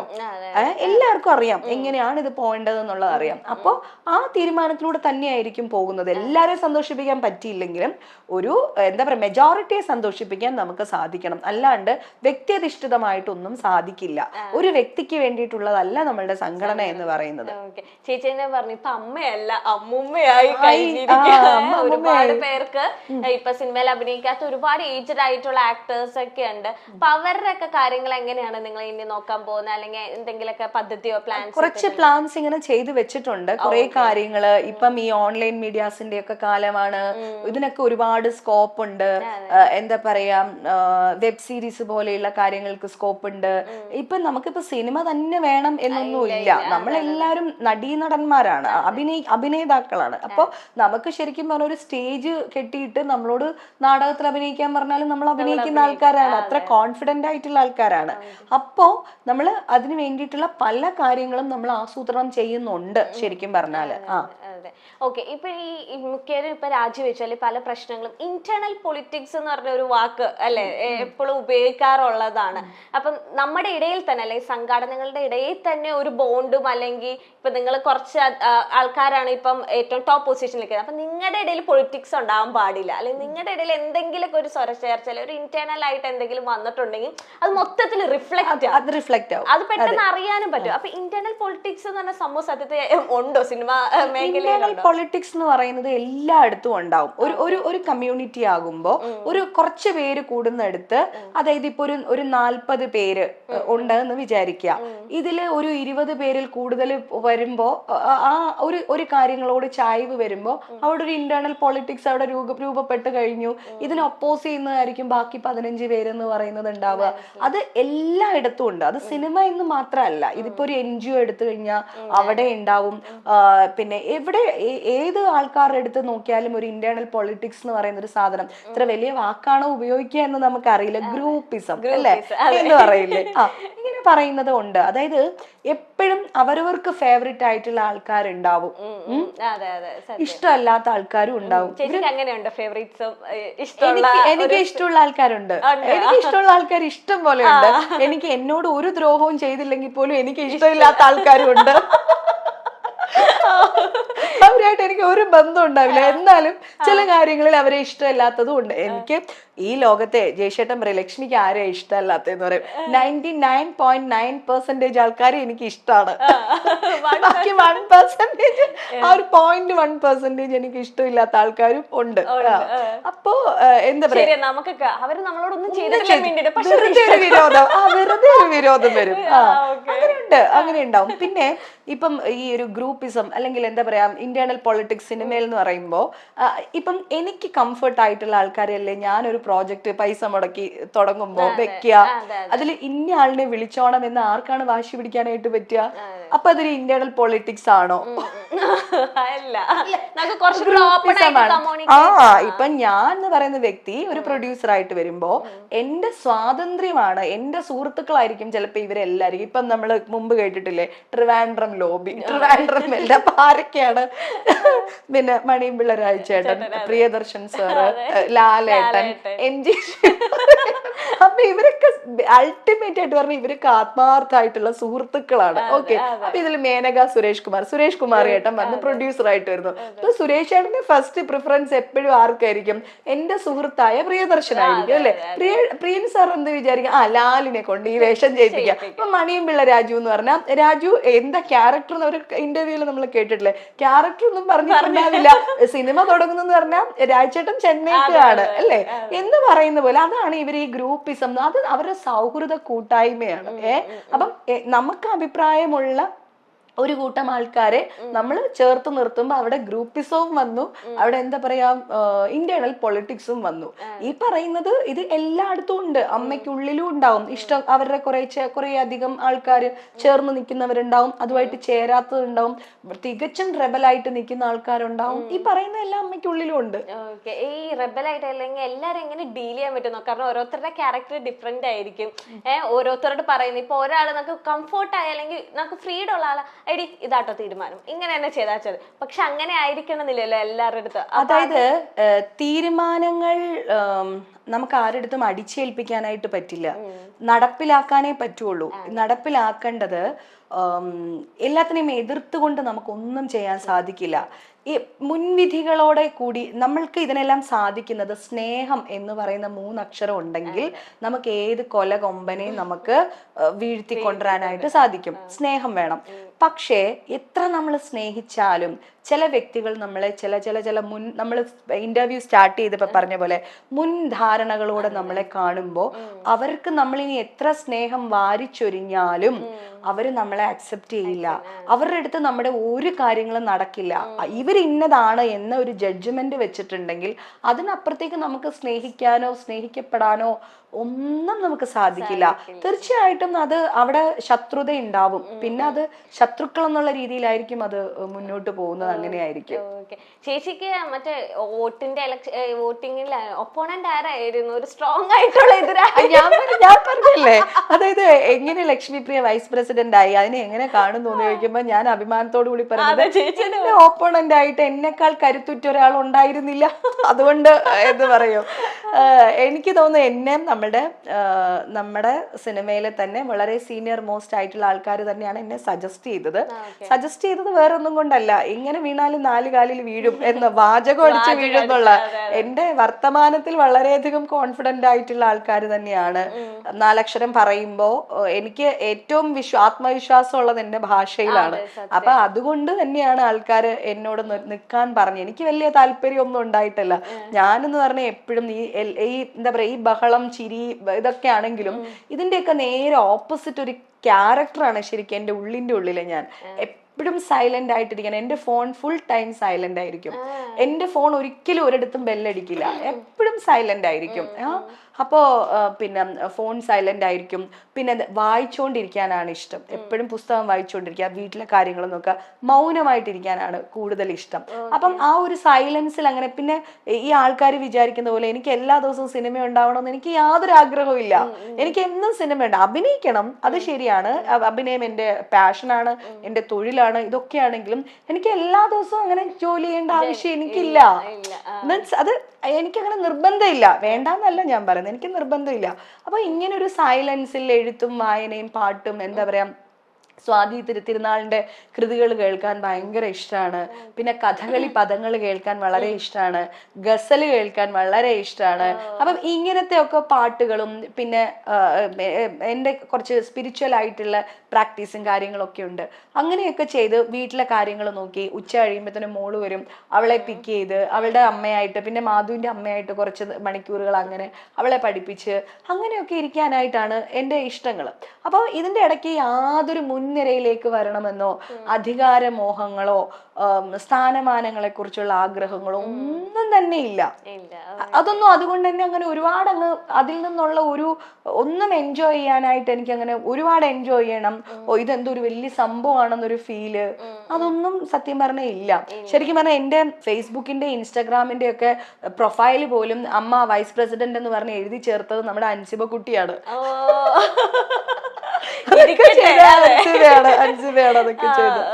ഹൻസിബയായിട്ടാണ് ഏറ്റവും കൂടുതൽ ചേച്ചി? ഹൻസിബയായിട്ട് ഭയങ്കര കൂട്ടാണ്, പിന്നെ വരദയായിട്ട് ഭയങ്കര കൂട്ടാണ്. ഞാനില്ലേ എല്ലാ ലെവലിലുള്ള ആൾക്കാരും എന്റെ സുഹൃത്തുക്കളായിട്ടുണ്ട്. എന്നെക്കാൾ പ്രായം കൂടി ഇന്നസെന്റ് അങ്കിൾ ഉണ്ടായിരുന്നപ്പോ ഇന്നസെന്റ് അങ്കിളിന്റെ ബെസ്റ്റി ഞാനായിരുന്നു. ഇന്നസെന്റ് അങ്കിള് ഞാനിവിടെ ഇരുന്ന് ക്രിക്കറ്റ് കാണുക, കഥ പറയാ, ഈ ലോകത്തുള്ള മുഴുവൻ പരദൂഷണങ്ങളും പറയാ, ഇങ്ങനെയൊക്കെ ഉണ്ടായിരുന്നു. ഭയങ്കര ബോണ്ടിങ് ആയിരുന്നു ഇന്നസെന്റ് അങ്കിളുമായിട്ട്. പൊന്നമ്മ ബാബു, പൊന്നു ആന്റി ആയിട്ട് ഭയങ്കര കൂട്ടാണ്. ഊർമിള ഉണ്ണി ആന്റി എന്റെ കൂടെ യാത്രകളിലുണ്ടാവും, അമ്പലങ്ങളിലുണ്ടാവും, സത്സംഗം നടക്കും. അല്ലാണ്ട് ഒരു കാശ് കിട്ടുന്ന പരിപാടിക്ക് ചിലപ്പോൾ വിളിച്ചാൽ ഞങ്ങൾ രണ്ടുപേരും പോയിന്ന് വരില്ല. ഒരു അവാർഡ് നൈറ്റിന് വിളിച്ചാൽ ചിലപ്പോൾ ഞങ്ങൾ രണ്ടുപേരും ഉണ്ടാവില്ല. അതേസമയം അവിടെ ഒരു സ്പിരിച്വൽ ആയിട്ടുള്ള ഒരു പ്രോഗ്രാം നടക്കുന്നു എന്ന് പറഞ്ഞു കഴിഞ്ഞാൽ ഞാനും ഊർമിള ഉണ്ണി ആന്റിയും താത്താത്തേയും ഞങ്ങൾ വിളിക്കുക, താത്താത്തേയും ഞാനും അവിടെ ഉണ്ടാവും. അപ്പൊ അത്തരം യാത്രകളിലേക്ക് കമ്പാനിയൻ എന്ന് പറയുന്നത് ഊർമിള ഉണ്ണി ആന്റിയാണ്. പിന്നെ പൊന്നു ആന്റി എനിക്ക് എന്റെ അമ്മയെ പോലെയാണ്. പൊന്നമ്മ ആന്റി മിക്ക ദിവസം ഇവിടെ വരാറുണ്ട്. മാധു പൊന്നു അമ്മച്ചി എന്നാണ് വിളിക്കുന്നത്. അങ്ങനെ ലളിതാമ്മ ഉണ്ടായിരുന്നപ്പോ ലളിതാമ്മയായിട്ട് ഞാൻ ഭയങ്കര കൂട്ടാറ്. ലളിതാമ്മയെ സ്വന്തം അമ്മയെ പോലെയാണ് ഞാൻ കൊണ്ട് നടന്നിരുന്നത്. അപ്പം എല്ലാ പ്രായത്തിലുള്ളവരും നമ്മളുടെ സുഹൃത്തുക്കളായിട്ടുണ്ട്. ഇപ്പം ഇതൊരു പേഴ്സണൽ ക്വസ്റ്റ്യൻ ആണോ എന്ന് എനിക്കറിയില്ല, എനിക്കൊരു ക്യൂരിയോസിറ്റി കൊണ്ട് ചോദിച്ചാൽ. കാരണം ചേച്ചിയുടെ ഇവിടെ വന്നപ്പോ തൊട്ട് ചേച്ചി ഇവിടുത്തെ ആചാരങ്ങള് വന്ന് ഞങ്ങളെ കൊണ്ടായാലും തൊഴുത് കൃഷ്ണനെ അലങ്കരിച്ച് പൂക്കളെല്ലാം വെച്ച്, അപ്പം ഇതെന്നും എനിക്ക് ഞാൻ ഇത്രയും ഭക്തി, കാരണം ചേച്ചി ജനിച്ചതും ഒരു ലൈഫ് സ്റ്റൈലും അല്ലെങ്കിൽ ഒരു 16 വയസ്സ് വരെ 18 വയസ്സ് വരെ കണ്ട അല്ലെങ്കിൽ ലൈഫ് സ്റ്റൈൽ എന്ന് വെച്ചാൽ വീട്ടുകാർ ഫോളോ ചെയ്യിപ്പിക്കുന്നതെന്ന് വെച്ചാൽ വേറൊരു കസ്റ്റം അല്ലെങ്കിൽ വേറൊരു രീതിയിലാണ് അല്ലെ. ഇപ്പൊ ജാതി മതം ഒന്നാണെങ്കിലും ഓരോ ജാതികൾക്ക് അതിൻ്റെതായ കസ്റ്റംസ് ഉണ്ട്, അതിൻ്റെതായ ഇതുണ്ട്. പക്ഷെ ഇത് കാണുമ്പോൾ എനിക്ക് ഭയങ്കര അത്ഭുതം. ചേച്ചിക്ക് എപ്പോ തൊട്ടാണ് ഇങ്ങനത്തെ കാരണം ഇത്രയും ഭക്തി വരുന്ന ഒരാളെ ഒരു കൺവേർട്ടഡ്, ഞാൻ ആ വാക്ക് ഉപയോഗിക്കുന്നില്ല, അപ്പൊ ഇത്രയും ഭക്തി കണ്ടോണ്ട് ഞാൻ ചോദിക്കാൻ എപ്പോ തൊട്ടാണ് ഒരു എന്താ പറയാ ഇങ്ങനെ ഒരു കൃഷ്ണ ഭക്തി അല്ലെങ്കിൽ ഇത്രയും ഭക്തി അല്ലെങ്കിൽ വേറൊരു മതത്തിനോട് ഇത്രയും സ്നേഹം തോന്നാൻ കാരണം എന്താണ്? അത് ചെറുപ്പം മുതലേ ഉണ്ട്. അതായത് എൻ്റെ അച്ഛൻ്റെ വീട്ടുകാരെന്ന് പറഞ്ഞാൽ എഡ്യൂക്കേറ്റഡ് ആയിട്ടൊക്കെ വളരെ പുരോഗമനമായിട്ട് നിൽക്കുന്ന ആൾക്കാരായിരുന്നു. അപ്പൂപ്പൻ വില്ലേജ് ഓഫീസർ ആയിരുന്നു. അപ്പം ഒരു എന്താ പറയാ നമ്മളുടെ വീടിന്റെ പിന്നെ ഫ്രണ്ട് എന്ന് പറയുന്നത് വീട് 8 കെട്ടായിരുന്നു. പിന്നെ എന്ന് പറഞ്ഞാൽ പിന്നെ പടിപ്പുരയുണ്ട്, ഇപ്പോഴും ഉണ്ട്. അച്ഛന്റെ തറവാട്ടിലേക്ക് പടിപ്പുര കയറിയേ വീട്ടിലേക്ക് പോകാൻ പറ്റുള്ളൂ. അപ്പം അങ്ങനെയൊക്കെ ഹരിപ്പാട് കൊട്ടാരത്തിന്റെ അടുത്താണ് നമ്മളുടെ തറവാട്. അപ്പം ഒരു ഹരിപ്പാട് സുബ്രഹ്മണ്യ സ്വാമിയും മണ്ണാറശാല നാഗദൈവങ്ങൾ എന്ന് പറയുന്നത് നമ്മുടെ കുലദൈവങ്ങൾ പോലെയാണ്. അപ്പം അമ്മയുടെ വീട്ടുകാരാണെങ്കിലും നമ്മൾ മുസ്ലിംസ് ആണ് എങ്കിലും അമ്മയുടെ എല്ലാവരുടെയും വിശ്വാസം എന്ന് പറഞ്ഞാൽ ചെട്ടികുളങ്ങര ഭഗവതി എന്ന് പറയുന്നത് എല്ലാവർക്കും ഭയങ്കര വിശ്വാസമാണ്. ഇപ്പം നമുക്ക് ഇപ്പം അവരൊന്നും അമ്പലത്തിൽ പോയി തൊഴുതില്ലെങ്കിൽ പോലും ഈ എന്തെങ്കിലും വഴിപാട് കാര്യങ്ങളൊക്കെ കൊണ്ട് കൊടുക്കാറുണ്ട്. അതുപോലെ വെട്ടിക്കോട് നാഗരാജ ക്ഷേത്രം, ഇതൊക്കെ ആയിട്ട് നമ്മളുടെ ആ ഒരു പ്രദേശത്തിന് മുഴുവനും ഭയങ്കരമായിട്ടൊരു ആത്മീയ ബന്ധമുണ്ട്. പിന്നെ ഒരു കാര്യം ഞാൻ പറഞ്ഞു തരാം. ഓച്ചിറ എന്ന് പറയുന്നത് നമ്മളുടെ പണ്ടത്തെ ഒരു സാംസ്കാരിക തലസ്ഥാനമായിരുന്നു. അതായത് അവിടെ വരാത്ത ഋഷിമാരില്ല, മുനിമാരില്ല. ഈ കൈലാസത്തിൽ നിന്നും കാശിയിൽ നിന്നും പിന്നെന്താ ഹിമാലയത്തിൽ നിന്നും ഒക്കെയുള്ള എല്ലാ ആധ്യാത്മിക ആചാര്യന്മാരുടെയും ഒരു സ്ഥാനം എന്ന് പറയുന്നത് നമ്മുടെ ഓച്ചിറ മണ്ണാണ്. ഓച്ചിറ മഹാദേവന്റെ മണ്ണാണ്. അവിടെ നിന്നാണ് എല്ലാ പിന്നെ ഋഷീശ്വരന്മാരും ഉണ്ടായിട്ടുള്ളതെന്നാണ് നമ്മളുടെ ഒരു വിശ്വാസം. ആ ഒരു സ്പിരിച്വാലിറ്റിയുടെ ഒരു ബാക്ക്ഗ്രൗണ്ട് നമ്മൾക്ക് എല്ലാവർക്കും ഉണ്ട്. അപ്പം ഈ ബൈ ബർത്ത് അതിൽ ജനിച്ചത് കൊണ്ട് ആ ഒരു മതം ഫോളോ ചെയ്യുന്നു എന്ന് മാത്രമേ ഉള്ളൂ. അപ്പൊ നമ്മളെ ഒരു ഓണാട്ടുകര പ്രദേശത്തെ പറ്റി പറഞ്ഞാൽ തന്നെ നമുക്ക് ആർക്കും അങ്ങനെ ഒരു തീവ്രമായിട്ടൊരു മതവിശ്വാസത്തെ മാത്രം മുറുകെ പിടിച്ച് അങ്ങനെ പോകുന്നില്ല. എല്ലാ എല്ലാത്തിനും റെസ്പെക്ട് ചെയ്തിട്ടാണ് പൊക്കോണ്ടിരിക്കുന്നത്. അപ്പോ എന്റെ ഒരു ജനറേഷൻ തൊട്ടിട്ടെന്ന് പറഞ്ഞു കഴിഞ്ഞാൽ ഞാൻ ഇതൊക്കെ കണ്ട ഒരു പനി വന്നു അല്ലെങ്കിൽ ഒരു അസുഖം വന്നു, പെട്ടെന്ന് ചെട്ടികുളങ്ങര അമ്മയ്ക്ക് നേർച്ച നേരുന്നത് കാണാം. ഞാൻ ജനിച്ചത് തന്നെ എന്റെ അമ്മ ചെട്ടികുളങ്ങര അമ്മയ്ക്ക് താലി നേർന്നിട്ടാണ് എന്നെ ജീവനോടെ കിട്ടിയത്. എന്റെ ഓട്ടോബയോഗ്രഫിയിൽ അത് എഴുതിയിട്ടുണ്ട്. അപ്പൊ അത് ഒരു പൊക്കിൽ കൊടി ബന്ധം പോലെ അവിടെ ഇങ്ങനെ കിടപ്പുണ്ട്. പിന്നെ ഞാൻ ജനിച്ചിട്ട് ഒരു 3-4 വയസ്സ് തൊട്ടിട്ട് ഡാൻസ് പഠിക്കുന്നുണ്ട്. ഡാൻസ് പഠിക്കുന്നതെല്ലാം ദേവിയുടെ കൃതികള്, കണ്ണന്റെ കൃതികള്, ശിവന്റെ അപ്പൊ ഇങ്ങനെയുള്ളതൊക്കെ ഇങ്ങനെ പഠിക്കുന്നുണ്ട്. പിന്നെ നമ്മുടെ അവിടുത്തെ അമ്പലത്തിലൊക്കെ താലപ്പൊലിക്ക് നമ്മളെ ചെറുപ്പത്തിലേ പോവാറുണ്ട്, നമ്മളെയും കൊണ്ട് താലപ്പൊലിക്ക് പോകും. അപ്പൊ ഇപ്പോഴാണല്ലോ ഈ ജാതി മതം എന്ന് പറഞ്ഞിട്ട് ഒരു വലിയ അതിർവരമ്പ് സൃഷ്ടിക്കാൻ തുടങ്ങിയിട്ട് കുറച്ച് നാളുകളെ ആയിട്ടുള്ളൂ. എല്ലാ മതത്തിന്റെ ആ ഒരു ഭയങ്കരമായ ഒരു തീവ്രത വരാൻ തുടങ്ങിയത് ഇപ്പൊ കുറച്ച് നാൾ കൊണ്ടാണ്. എന്റെയൊക്കെ കുട്ടിക്കാലത്ത് ഒരു മനുഷ്യന്റെ ജാതി അന്വേഷിക്കുന്നത് ഒന്നേ അവന്റെ കല്യാണ സമയത്ത് അല്ലെങ്കിൽ മരണ സമയത്ത് മാത്രമാണ്. അല്ലാത്ത എല്ലാ ആഘോഷത്തിലും എല്ലാവരും ഉണ്ട്. മനസ്സിലായില്ലേ?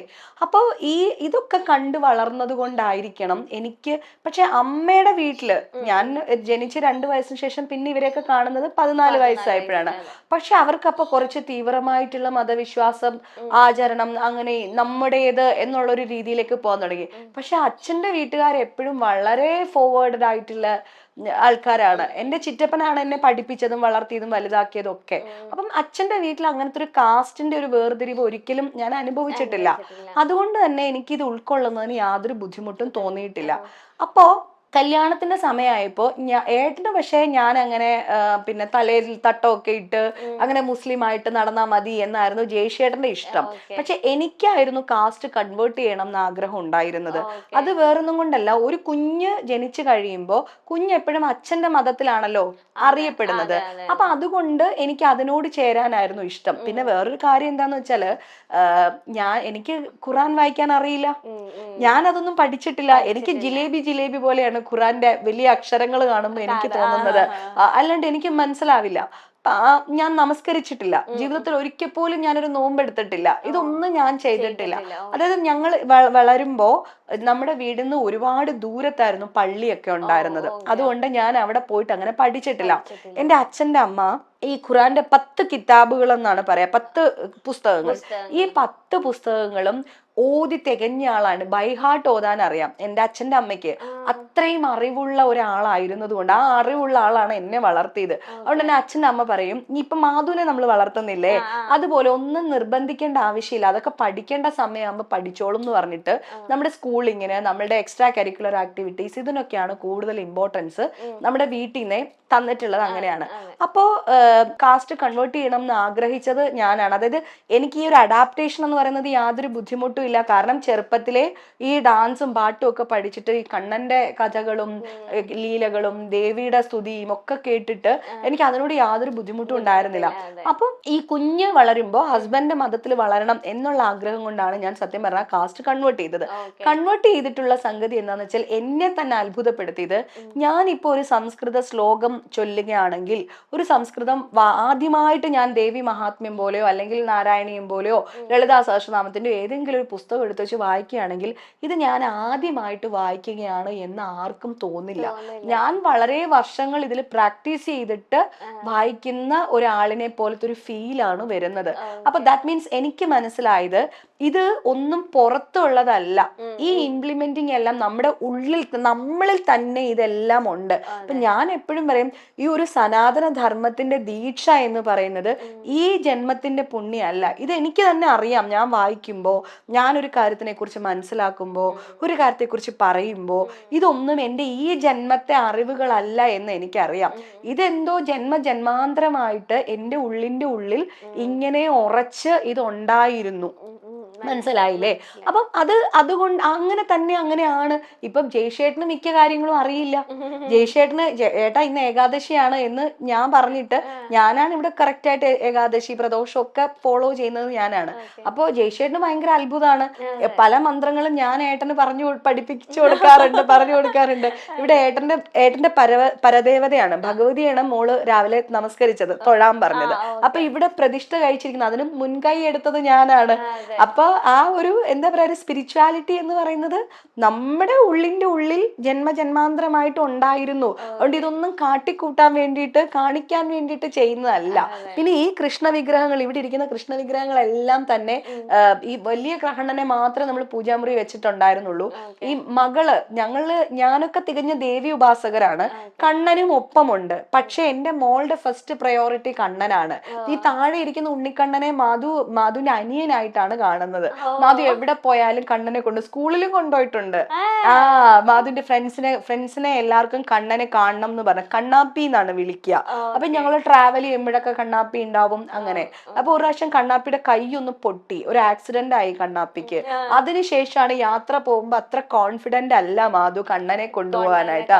ഇപ്പൊ എന്റെ 63 കൃഷ്ണന്മാരെന്തോ ഉണ്ട് മാധുവിന്. ഹോം ടൂർ എടുക്കേണ്ടിയിരിക്കുന്നു നമ്മള് കൃഷ്ണ വിഗ്രഹങ്ങളെല്ലാം മാധുവിന്റെ കളക്ഷൻസ് ആണ്. അല്ല, മാധു എനിക്ക് കാണിച്ചത് ഒരു ടോയ്, അതിലിങ്ങനെ പാട്ട് കൃഷ്ണന്റെ അതൊക്കെ ഇങ്ങനെ വരുന്നത്, അതൊക്കെ ഞാൻ ആദ്യമായിട്ടാണ് കാണുന്നത്. ഇങ്ങനെ ഒരു ടോയില് നമ്മള് സാധാരണ പാവയിലൊക്കെ തട്ടുമ്പോഴത്തേനും കരയണ പോലെ കൃഷ്ണനെ തട്ടുമ്പോ പാട്ട് അമ്മ ഗിഫ്റ്റ് ചെയ്താന്നാണ് മാധു. അതെ അതെ അതെ. ചേച്ചിക്ക് വേറെ സഹോദരങ്ങളുണ്ടല്ലോ, അപ്പൊ അവർക്ക് ആർക്കും അങ്ങനെ പ്രശ്നം? ചേച്ചി കൺവേർട്ടഡ് അല്ലെങ്കിൽ? എന്റെ ചേച്ചിയില്ലേ, ഞാൻ കല്യാണം കഴിച്ചപ്പോ എന്റെ മൂത്ത ചേച്ചി, ഏറ്റവും മൂത്ത ചേച്ചി, 7 വയസ്സിന് മൂത്തതാ എന്റെ ചേച്ചി. അപ്പൊ എന്റെ ചേച്ചി എന്റെ അടുത്ത് ചോദിച്ചത്, പൂവേ നിന്നെ മരിച്ചു കഴിയുമ്പോ നിന്നെ കൊണ്ടുവന്ന് കത്തിച്ചു കളയുമല്ലേ?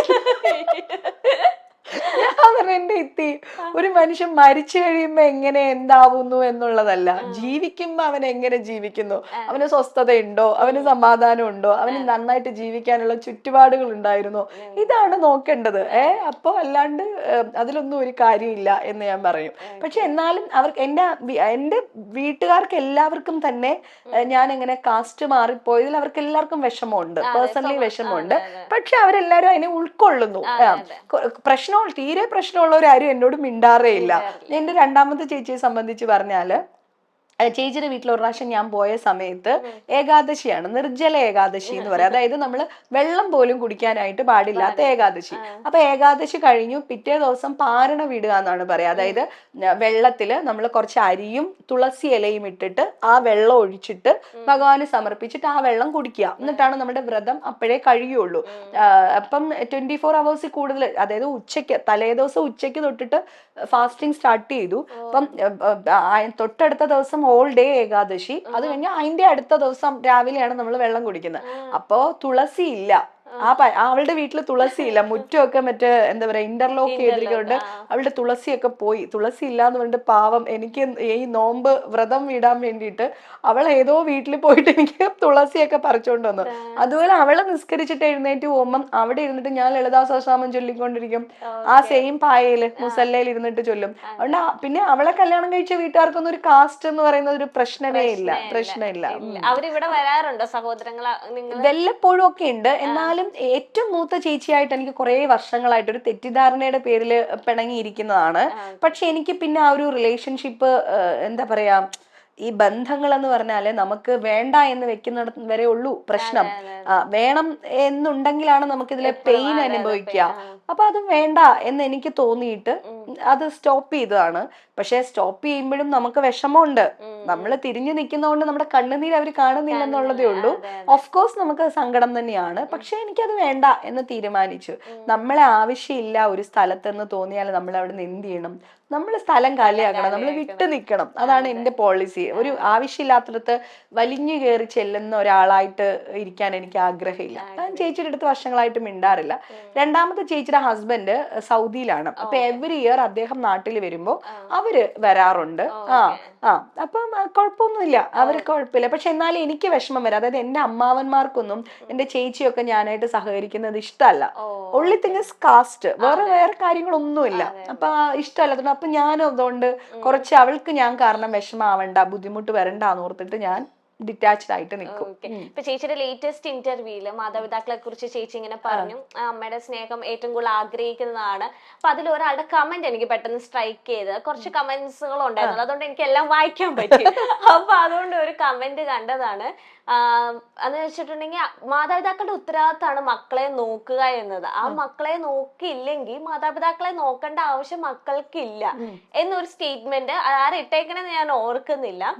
അല്ലാതെ മാതാപിതാക്കൾ മാതാപിതാക്കള് അവരാണല്ലോ മകളെ പ്രസവിച്ച് അല്ലെങ്കിൽ മകനെ പ്രസവിച്ച് ഭൂമിയിൽ തന്നത്. അപ്പം അത് മാതാപിതാക്കളുടെ ഉത്തരവാദിത്തമാണ് അവർക്ക് സന്തോഷം കൊടുക്കുക, അല്ലെങ്കിൽ അവരെ പഠിപ്പിക്കുക, അല്ലെങ്കിൽ അവരുടെ അങ്ങനെ ഒരു ഉത്തരവാദിത്തങ്ങളും ചെയ്യാത്ത മാതാപിതാക്കളെ പിന്നെ തിരിഞ്ഞു നോക്കേണ്ട ആവശ്യമില്ല എന്ന ഒരു സ്റ്റേറ്റ്മെന്റ് കണ്ടു. അതിനോട് ചേച്ചി എന്താണ് യോജിക്കുന്നത്? എന്റെ അഭിപ്രായം എന്ന് വെച്ചാൽ അത് depends upon that particular persons എന്ന് പറയും. അതായത് ഇപ്പം എന്നെ സംബന്ധിച്ചാണെങ്കിൽ ഞാൻ ആ അഭിപ്രായത്തിന് നേരെ എതിരാണ്. എൻ്റെ അച്ഛനും അമ്മയ്ക്കും എന്നെ നോക്കാൻ സാധിച്ചില്ല.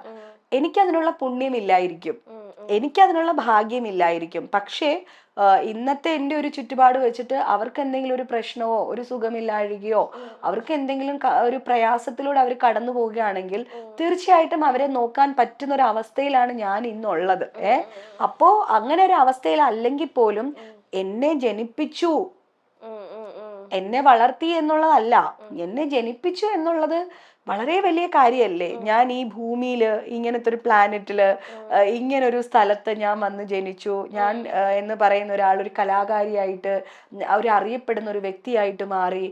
ഇന്ന ഒരു ഐഡന്റിറ്റിയിൽ ഞാൻ ജീവിക്കുന്നു. ഞാൻ ഈശ്വരനെ അറിയുന്നു. എനിക്ക് നല്ല ഒരു ഭർത്താവിനെ കിട്ടി, ഒരു മകളെ കിട്ടി. ഞാൻ ആ വളർന്നു വെച്ചത് നോക്കുമ്പോൾ എനിക്ക് ഇപ്പോ ഞാനൊരു രാജ്ഞിയെ പോലെയാണ് സത്യത്തിൽ. എൻ്റെ ജീവിതത്തിലെ മഹാറാണിയായിട്ടാണ് ഞാൻ ജീവിക്കുന്നത്. വളരെ പൊസിഷൻ ആയിട്ട് ഞാൻ ജീവിക്കുന്നു. എല്ലാ സുഖ സൗകര്യങ്ങളും ഈശ്വര അനുഗ്രഹം കൊണ്ട് എനിക്ക് നേടി. അപ്പം ചില അനുഗ്രഹങ്ങളൊക്കെ ഈശ്വരൻ നമുക്ക് തരുമ്പോ ചില അനുഗ്രഹങ്ങളൊക്കെ തന്നില്ല എന്ന് വെക്കും. അപ്പൊ അതുകൊണ്ട് തന്നെ അവരെ നോക്കണം എന്നാണ് എൻ്റെ അഭിപ്രായം. പിന്നെ എല്ലാവർക്കും എൻ്റെ അഭിപ്രായം ആവണം എന്ന് എനിക്ക് വാശി പിടിക്കാനും പറ്റില്ല. കാരണം ഒരാളുടെ അനുഭവം അല്ലേ ഓരോരുത്തരെ വ്യത്യസ്തരാക്കുന്നത്. അപ്പൊ അവർക്ക് തോന്നുന്നത് എന്നെ നോക്കിയിട്ടില്ലാത്തവരെ ഞാനും നോക്കണ്ട എന്നൊരു ആറ്റിറ്റ്യൂഡ് ആണെങ്കിൽ അവരങ്ങനെ ഇരിക്കട്ടെ. അവരെ നമുക്ക് കമ്പൽ ചെയ്യാൻ പറ്റില്ല. അതിനുള്ള അർഹത നമുക്കില്ല. അവരോട് അത് ചോദിച്ചു വാങ്ങിക്കാനുള്ള അർഹത നമ്മുടെ പാരന്റ്സിനും ഇല്ല. കാരണം നമ്മൾ അങ്ങോട്ട് ചെയ്തിട്ട് വേണം തിരിച്ചു ചോദിക്കാനായിട്ട്. അപ്പൊ നമ്മളുടെ മക്കളുടെ മനസാക്ഷി പോലെ ഇരിക്കും. മക്കളെ നോക്കാത്ത അച്ഛനമ്മമാരെ നോക്കണോ വേണ്ടോ എന്നുള്ളത് നമ്മളുടെ മനസാക്ഷി പോലെ ഇരിക്കും. അല്ല, ഇപ്പൊ ചേച്ചി അമ്മയായിട്ട് ഇപ്പൊ ഒരു കോണ്ടാക്റ്റും ഇല്ല കുറെ വർഷം, പക്ഷെ അമ്മ ഇപ്പോഴും ജീവിച്ചിരിപ്പുണ്ട്.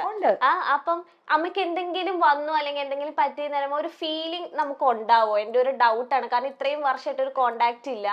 അമ്മയ്ക്ക് വന്നു എന്ന് അറിയുമ്പോ എനിക്ക് ഫീലിംഗ് ഉണ്ടാവും. തീർച്ചയായിട്ടും എൻ്റെ അമ്മയല്ലേ, എനിക്ക് ഫീലിംഗ് ഉണ്ടാവും. പക്ഷെ അത് എനിക്ക് ചുറ്റുമുള്ളവർ, അതായത് ഇപ്പൊ എന്റെ പൊന്നമ്മ ബാബു ആന്റിക്ക് എന്തെങ്കിലും വന്നു, അല്ലെങ്കിൽ ഊർമിള ഉണ്ണി ആന്റിക്ക് എന്തെങ്കിലും വന്നു, അല്ലെങ്കിൽ ശ്രീദേവി ഉണ്ണി ആന്റിക്ക് എന്തെങ്കിലും വന്നു എന്ന് കേൾക്കുമ്പോ വരുന്നത്രയും ഒരു ഫീൽ എനിക്ക് വരുമോന്ന് എനിക്കറിയില്ല. അത് നമുക്ക് വന്നാൽ മാത്രമേ അറിയുള്ളൂ. പക്ഷേ എൻ്റെ അച്ഛൻ മരിച്ച സമയത്ത് അച്ഛനെ കാണാനായിട്ട് എനിക്ക് പോകാൻ പറ്റിയില്ലല്ലോ. ഒന്ന് കോവിഡിന്റെ ടൈം ആയിരുന്നു അച്ഛൻ മരിക്കുന്നത്. പിന്നെ കോവിഡിന്റെ പീക്കിലാണ് അച്ഛൻ അസുഖം വരുന്നത്. സ്റ്റാർട്ടിങ് ടൈമിലാണ് അച്ഛൻ അസുഖം വരുന്നത്. അച്ഛനെ എയിംസിലേക്ക് കൊണ്ടുവന്നു. 1.5 വർഷത്തോളം ഞാൻ തന്നെയാണ് ട്രീറ്റ് ചെയ്തതൊക്കെ. പക്ഷെ അതിനുശേഷം അച്ഛനൊന്ന് ഹെൽത്തി ആയി എന്ന് അച്ഛന് തോന്നിയ ഒരു സമയത്ത് അച്ഛനൊന്നുണ്ടായ വാക്കുകളൊക്കെ എനിക്ക് വിഷമം ഉണ്ടായിട്ട് അതും മനഃപൂർവ്വമായിട്ട് വേണ്ട എന്ന് വിചാരിച്ച് തിരിഞ്ഞു നടക്കുകയാണ് ചെയ്തത്. എല്ലാത്തിടത്തൊന്നും പിൻവലിയുന്ന ഒരാളാണ് ഞാൻ. എല്ലാത്തരം ബന്ധങ്ങളിൽ നിന്നും എല്ലാത്തരം സൗഹൃദങ്ങളിൽ നിന്നും ഒക്കെ മാനസികമായിട്ട് എനിക്ക് ഉൾക്കൊള്ളാൻ പറ്റാതെ വരുമ്പോൾ ഞാൻ തന്നെ തിരിഞ്ഞു നടക്കുകയാണ് ചെയ്യുന്നത്. അവരാരും നമ്മളെ നിഷേധിക്കുന്നില്ല. എനിക്ക് തോന്നുന്നു ഞാനാണ് എല്ലാത്തിനും ഡിറ്റാച്ച്ഡ് ആയിട്ട് നിൽക്കുന്നതെന്നാണ് എനിക്ക് തോന്നുന്നത്. അപ്പോ അച്ഛനെ കാണാനായിട്ട് പോകാൻ പറ്റില്ല. കാര്യം എന്ന് വെച്ചാൽ ഞങ്ങൾ കാസർഗോഡ് എത്തണം. അച്ഛന്റെ ബോഡി അങ്ങനെ വെക്കാവുന്ന ഒരു സാഹചര്യത്തിലല്ല. ക്യാൻസർ ആയിരുന്നു അച്ഛന്. അപ്പം പെട്ടെന്ന് ക്രിമേറ്റ് ചെയ്യണം. കോവിഡിന്റെ പ്രോട്ടോകോൾസ് ഒക്കെ നിലനിൽക്കുന്നുണ്ട്. അതുകൊണ്ട് തന്നെ അച്ഛനെ കാണാൻ പോണം എന്ന് ഞാൻ ഏട്ടൻ്റെ അടുത്ത് പറഞ്ഞതുമില്ല. ഞാൻ തൃശ്ശൂർ ഔഷധിയില് ട്രീറ്റ്മെന്റിലായിരുന്നു. അപ്പോ ഉഴിയാനായിട്ട് ഇങ്ങനെ ഉഴിയാനായിട്ട് ഡ്രസ്സ് ചേഞ്ച് ചെയ്ത് ആ സമയത്ത് ഒരു കോള് വരികയും അച്ഛൻ മരിച്ചു എന്ന് പറയുകയാണ് ചെയ്തത്. ഒരു രാവിലെ ഒരു 6 മണി 7 മണി ആ ഒരു ടൈമിന്റെ ഉള്ളില്. അപ്പോ ഒരു മനസ്സിങ്ങനെ ഒരു കല്ലിച്ച ഒരു അവസ്ഥയിലായി. അത് കഴിഞ്ഞിട്ട് ആ ടേബിളില് പിന്നെ ഊഴിയാനായിട്ട് കിടക്കുമ്പോഴൊക്കെ മുഖം വല്ലാതെ ഇരിക്കുന്നുണ്ട്, ഞാൻ കരയുന്നൊന്നും ഇല്ല. അപ്പം ഈ തെറാപ്പിസ്റ്റുകൾ ചോദിക്കുന്നുണ്ട് എന്ത് പറ്റി എന്താന്ന് ചോദിക്കുന്നുണ്ട്. അപ്പൊ ഒന്നും പറഞ്ഞില്ല. അത് കഴിഞ്ഞ് കുളിപ്പിച്ചൊക്കെ ഇറക്കി. അവർ തന്നെയാണല്ലോ നമ്മളെ കുളിപ്പിക്കുന്നൊക്കെ. എനിക്കൊരു ഡിസ്കിന്റെ ബുദ്ധിമുട്ടുണ്ട്, പ്രൊലാപ്സ്ഡ് ആയിട്ട്, അങ്ങനെയാണ് ഉഴിയാൻ പോയത്, ട്രീറ്റ്മെന്റിന് പോയത്. അപ്പൊ പുറത്തേക്ക് ഇറങ്ങി കഴിയുമ്പോ എൻ്റെ അടുത്ത് ചോദിച്ചു എന്ത് പറ്റിയെന്ന് ചോദിച്ചപ്പോ ഞാൻ പറഞ്ഞു ഒരു ചെറിയ വിശേഷമുണ്ട്, എൻ്റെ അച്ഛൻ മരിച്ചുപോയി എന്ന് പറഞ്ഞു. അയ്യോ, അവർക്ക് ഭയങ്കര ഷോക്കായി.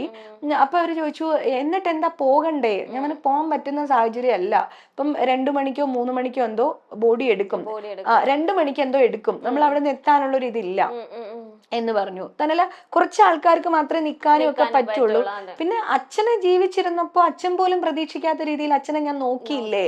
പിന്നെ അവിടെ ചെന്ന് അച്ഛന്റെ നിർജീവമായ ഒരു ശരീരത്തിന്റെ അടുത്ത് പോയി നിൽക്കുന്നതിൽ എന്തെങ്കിലും അർത്ഥമുണ്ട് എന്ന് എനിക്ക് തോന്നിയില്ല. അതുകൊണ്ടാണ് ഞാൻ, അല്ലെങ്കിൽ നിങ്ങൾ അവിടെ വെക്കൂ, അച്ഛനെ എനിക്ക് കാണണം എന്ന് ഞാൻ പറഞ്ഞേനെ, എനിക്ക് പറയാൻ തോന്നിയില്ല. അച്ഛനോട് ചെയ്യേണ്ടത് ഒരു മകൾ എന്ന നിലയിലുള്ള കടമ ഞാൻ നിർവഹിച്ചു കഴിഞ്ഞു എന്നാണ് എന്റെ വിശ്വാസം. ജീവിച്ചിരിക്കുമ്പോഴാണല്ലോ ഈ റിലേഷൻഷിപ്പുകളെല്ലാം ഉള്ളത്. മരിച്ചു കഴിഞ്ഞിട്ട് പിന്നെ എന്താണ്? അതായത് ആരെടുത്ത് കുഴിച്ചിട്ടാലും ബോഡി ക്രിമേറ്റ് ചെയ്യപ്പെടും, ആര് ദഹിപ്പിച്ചാലും ഈ ബോഡി കത്തും. അതിന് ഇന്ന ആള് തന്നെ വേണമെന്ന് നിർബന്ധമില്ല.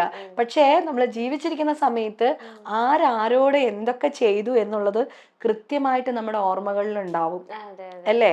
കൃത്യമായിട്ട് ആ ആത്മാവിനും അറിയുന്നുണ്ടാവും. മരിച്ചുപോയ വ്യക്തി ബോഡിയല്ലേ മരിക്കുന്നുള്ളൂ, ആത്മാവിന് മരണമില്ലല്ലോ. അപ്പൊ ആ ആത്മാവും അറിയുന്നുണ്ടാവും. അപ്പോ ഞാൻ ചെയ്തു എന്നുള്ളൊരു ഇതിലിരുന്നു. അത് കഴിഞ്ഞിട്ട് ഒരു 10 മണിയൊക്കെ ആയപ്പോഴത്തേനും ജയ്ഷേട്ടൻ വന്നു. റൂമിലേക്ക് വന്നപ്പോ ഞാൻ ജയ്ഷേട്ടനെ കെട്ടിപ്പിടിച്ച് ഉറക്കെ കരഞ്ഞു. എന്റെ എല്ലാത്തരം ഫീലിങ്സും ഇറക്കി വെക്കാനുള്ള ഒരു ഇടം എന്ന് പറയുന്നത് എന്റെ ഭർത്താവാണ്. അപ്പൊ ജയ്ഷേട്ടനെ കെട്ടിപ്പിടിച്ച് ഞാൻ വാവിട്ട് കരഞ്ഞു. അതുവരെ ഞാൻ കരഞ്ഞില്ല. അതിനുശേഷം ഞാൻ കരഞ്ഞിട്ടില്ല, പിന്നെ കരഞ്ഞിട്ടില്ല. കരച്ചിലിങ്ങനെ വന്ന് അങ്ങ് പോകും. പിന്നെ ഈ കർമ്മ എന്ന് പറയുന്ന ഒരു സാധനം ഉണ്ട്, നിലനിൽക്കുന്നുണ്ട്. അതിന്റെ ഒരു ഉദാഹരണമാണ് എൻ്റെ അച്ഛൻ. കാരണം എന്ന് വെച്ചാല് എൻ്റെ അച്ഛനെ ഞാൻ എൻ്റെ ലൈഫ് ടൈമിൽ 5 or 6 പ്രാവശ്യമേ കണ്ടിട്ടുള്ളൂ. 2 വയസ്സിൽ എൻ്റെ അമ്മയുടെ അടുത്തുനിന്ന് വേർപിരിച്ച അച്ഛനെ പിന്നെ ഞാൻ കാണുന്നത് എൻ്റെ 6ാമത്തെ വയസ്സിലാണ്. പിന്നെ ഒരു 12 or 13 വയസ്സായപ്പോ, പിന്നെ ഒരു 16 വയസ്സിന്റെ ഉള്ളിൽ ഒരു 5-6 തവണയൊക്കെ തന്നെ അച്ഛനെ കണ്ടിട്ടുള്ളൂ.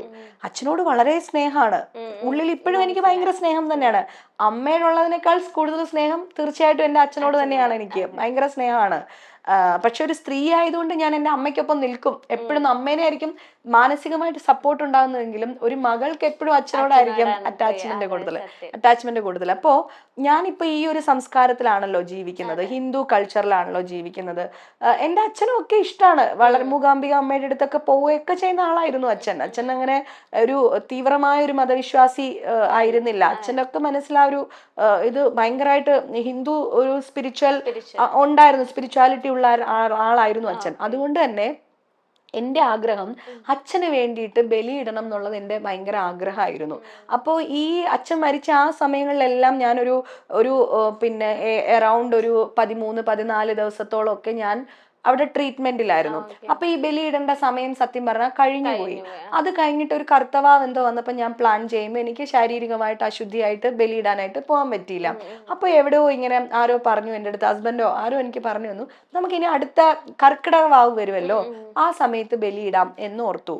അപ്പൊ ആ ബലിയുടെ സമയത്ത് അതേപോലെ തന്നെ എനിക്ക് അശുദ്ധിയായിട്ട് എനിക്ക് ബലിയിടാനായിട്ട് പോകാനായിട്ട് പറ്റിയില്ല. അത് കഴിഞ്ഞിട്ട് പിന്നെ ഞാൻ ബിഗ് ബോസിലായി. ബിഗ് ബോസിൽ പോകുമ്പോൾ നമുക്ക് ഇടാൻ പറ്റുന്നില്ല. പക്ഷെ എന്നിട്ട് ഞാൻ ചോറൊക്കെ, എനിക്ക് മന്ത്രമൊന്നും ജപിക്കാൻ അറിയില്ല, ചോറൊക്കെ ഉരുട്ടി ഞാൻ വെച്ചു അച്ഛന് വേണ്ടിയിട്ട്. അവിടെ മനസ്സുകൊണ്ട് തർപ്പണം ചെയ്തു പോന്നു. അത് കഴിഞ്ഞിട്ട് പിന്നെ ഇപ്പം 3 വർഷമായി. ആ ബിഗ് ബോസും കഴിഞ്ഞിപ്പോ 3 വർഷമായല്ലോ. അപ്പൊ അച്ഛൻ മരിച്ചിട്ട് 4ാമത്തെ വർഷമാണ്. ഇത്രയും വർഷവും കർക്കിടക വാവിനോ അല്ലെങ്കിൽ അച്ഛന്റെ ആണ്ടുബലിക്കോ എനിക്കൊരു ബലി ഇടാനായിട്ട് സാധിച്ചിട്ടേ ഇല്ല അച്ഛന്. ഒന്നുകിൽ എനിക്ക് ശാരീരികമായിട്ട് അശുദ്ധിയായിരിക്കും, അല്ലെങ്കിൽ ഇവിടെ ഈ വർഷമൊക്കെ ഇവിടെ പുലവാലായ്മയായിരുന്നു. ഹസ്ബൻഡിന്റെ ഫാമിലിയിൽ എല്ലാവരും, ഹസ്ബൻഡിന്റെ അമ്മാവനും ചിറ്റയും മരിച്ചു. അപ്പൊ ഹസ്ബൻഡിനൊന്നും ബലിയിടാനായിട്ട് പോകാൻ പറ്റില്ല. അപ്പോ എന്തെങ്കിലുമൊക്കെ കാരണങ്ങൾ കൊണ്ട് ആ തടസ്സം വരും. അപ്പൊ ഞാൻ വിചാരിക്കുന്നത് ഈ നമ്മൾ ചെയ്യുന്ന പുണ്യപാപങ്ങളെല്ലാം എവിടെയോ എഴുതപ്പെടുന്നുണ്ട്, എവിടെയോ അതിന്റെ ഒരു കർമ്മ എന്ന് പറയുന്നത് തിരിച്ചു വരുമോ. കർമ്മ എന്ന് പറയുന്നത് നിലനിൽക്കുന്ന ഒരു സാധനമാണെന്ന് എനിക്ക് എൻ്റെ അച്ഛന്റെ കാര്യത്തിൽ തോന്നും. ഒരിക്കലും എനിക്ക് ആ ഒരു കാര്യം ചെയ്യാനായിട്ട് സാധിക്കില്ല. ഈ വർഷം പറ്റട്ടെ, നോക്കട്ടെ ഇനിയത്തെ വർഷം പറ്റുമോ നോക്കാം. ചേച്ചി എപ്പോഴെങ്കിലും അമ്മേനെ ഇനി വിളിക്കണം അല്ലെങ്കിൽ ഒന്ന് കാണണം എന്നൊക്കെ? ഇല്ല, അതൊരു 8 or 10 ഒരു 12 കൊല്ലത്തിന് മുന്നേ ആയിരിക്കും അമ്മയോട് ഏറ്റവും അവസാനമായിട്ട് ഞാൻ സംസാരിച്ചത്. എൻ്റെ ജീവിതത്തിൽ ഉടനീളം എനിക്ക് ആ 12 കൊല്ലം വരെ മുൻപ് വരെ മിസ് ചെയ്തുകൊണ്ടിരുന്ന വ്യക്തി എന്ന് പറയുന്നത് എൻ്റെ അമ്മയാണ്. അതായത് എനിക്ക് ഓർമ്മ വെച്ചപ്പോ തൊട്ട് അങ്ങനെ ഒരു ദിവസമാണല്ലോ അമ്മ മരിച്ചുപോയി എന്ന് പറഞ്ഞിട്ടാണ് ഞാൻ എൻ്റെ 14.5 വയസ്സ് വരെ വളർന്നത്. ആ വയസ്സിന് ശേഷമാണ് അമ്മ ജീവിച്ചിരിപ്പുണ്ടെന്ന് ഞാൻ അറിയുന്നതും അമ്മയെ കാണാനായിട്ട് പോയതും ഒക്കെ. പിന്നീടും എനിക്ക് മിസ് ചെയ്യുന്ന ഒരു വ്യക്തി, എപ്പോഴും മിസ് ചെയ്യുന്നത് എൻ്റെ അമ്മയാണ്. എനിക്കൊരു പനി വന്നാൽ, എനിക്കൊരു അസുഖം വന്നാൽ, ഇല്ലെങ്കിൽ എനിക്ക് സന്തോഷം വരുമ്പോൾ, എനിക്ക് സങ്കടം വരുമ്പോൾ, മൂഡ് സ്വിങ്സ് വരുമ്പോൾ ഒക്കെ എനിക്ക് മിസ് ചെയ്യുന്ന വ്യക്തി അമ്മയാണ്.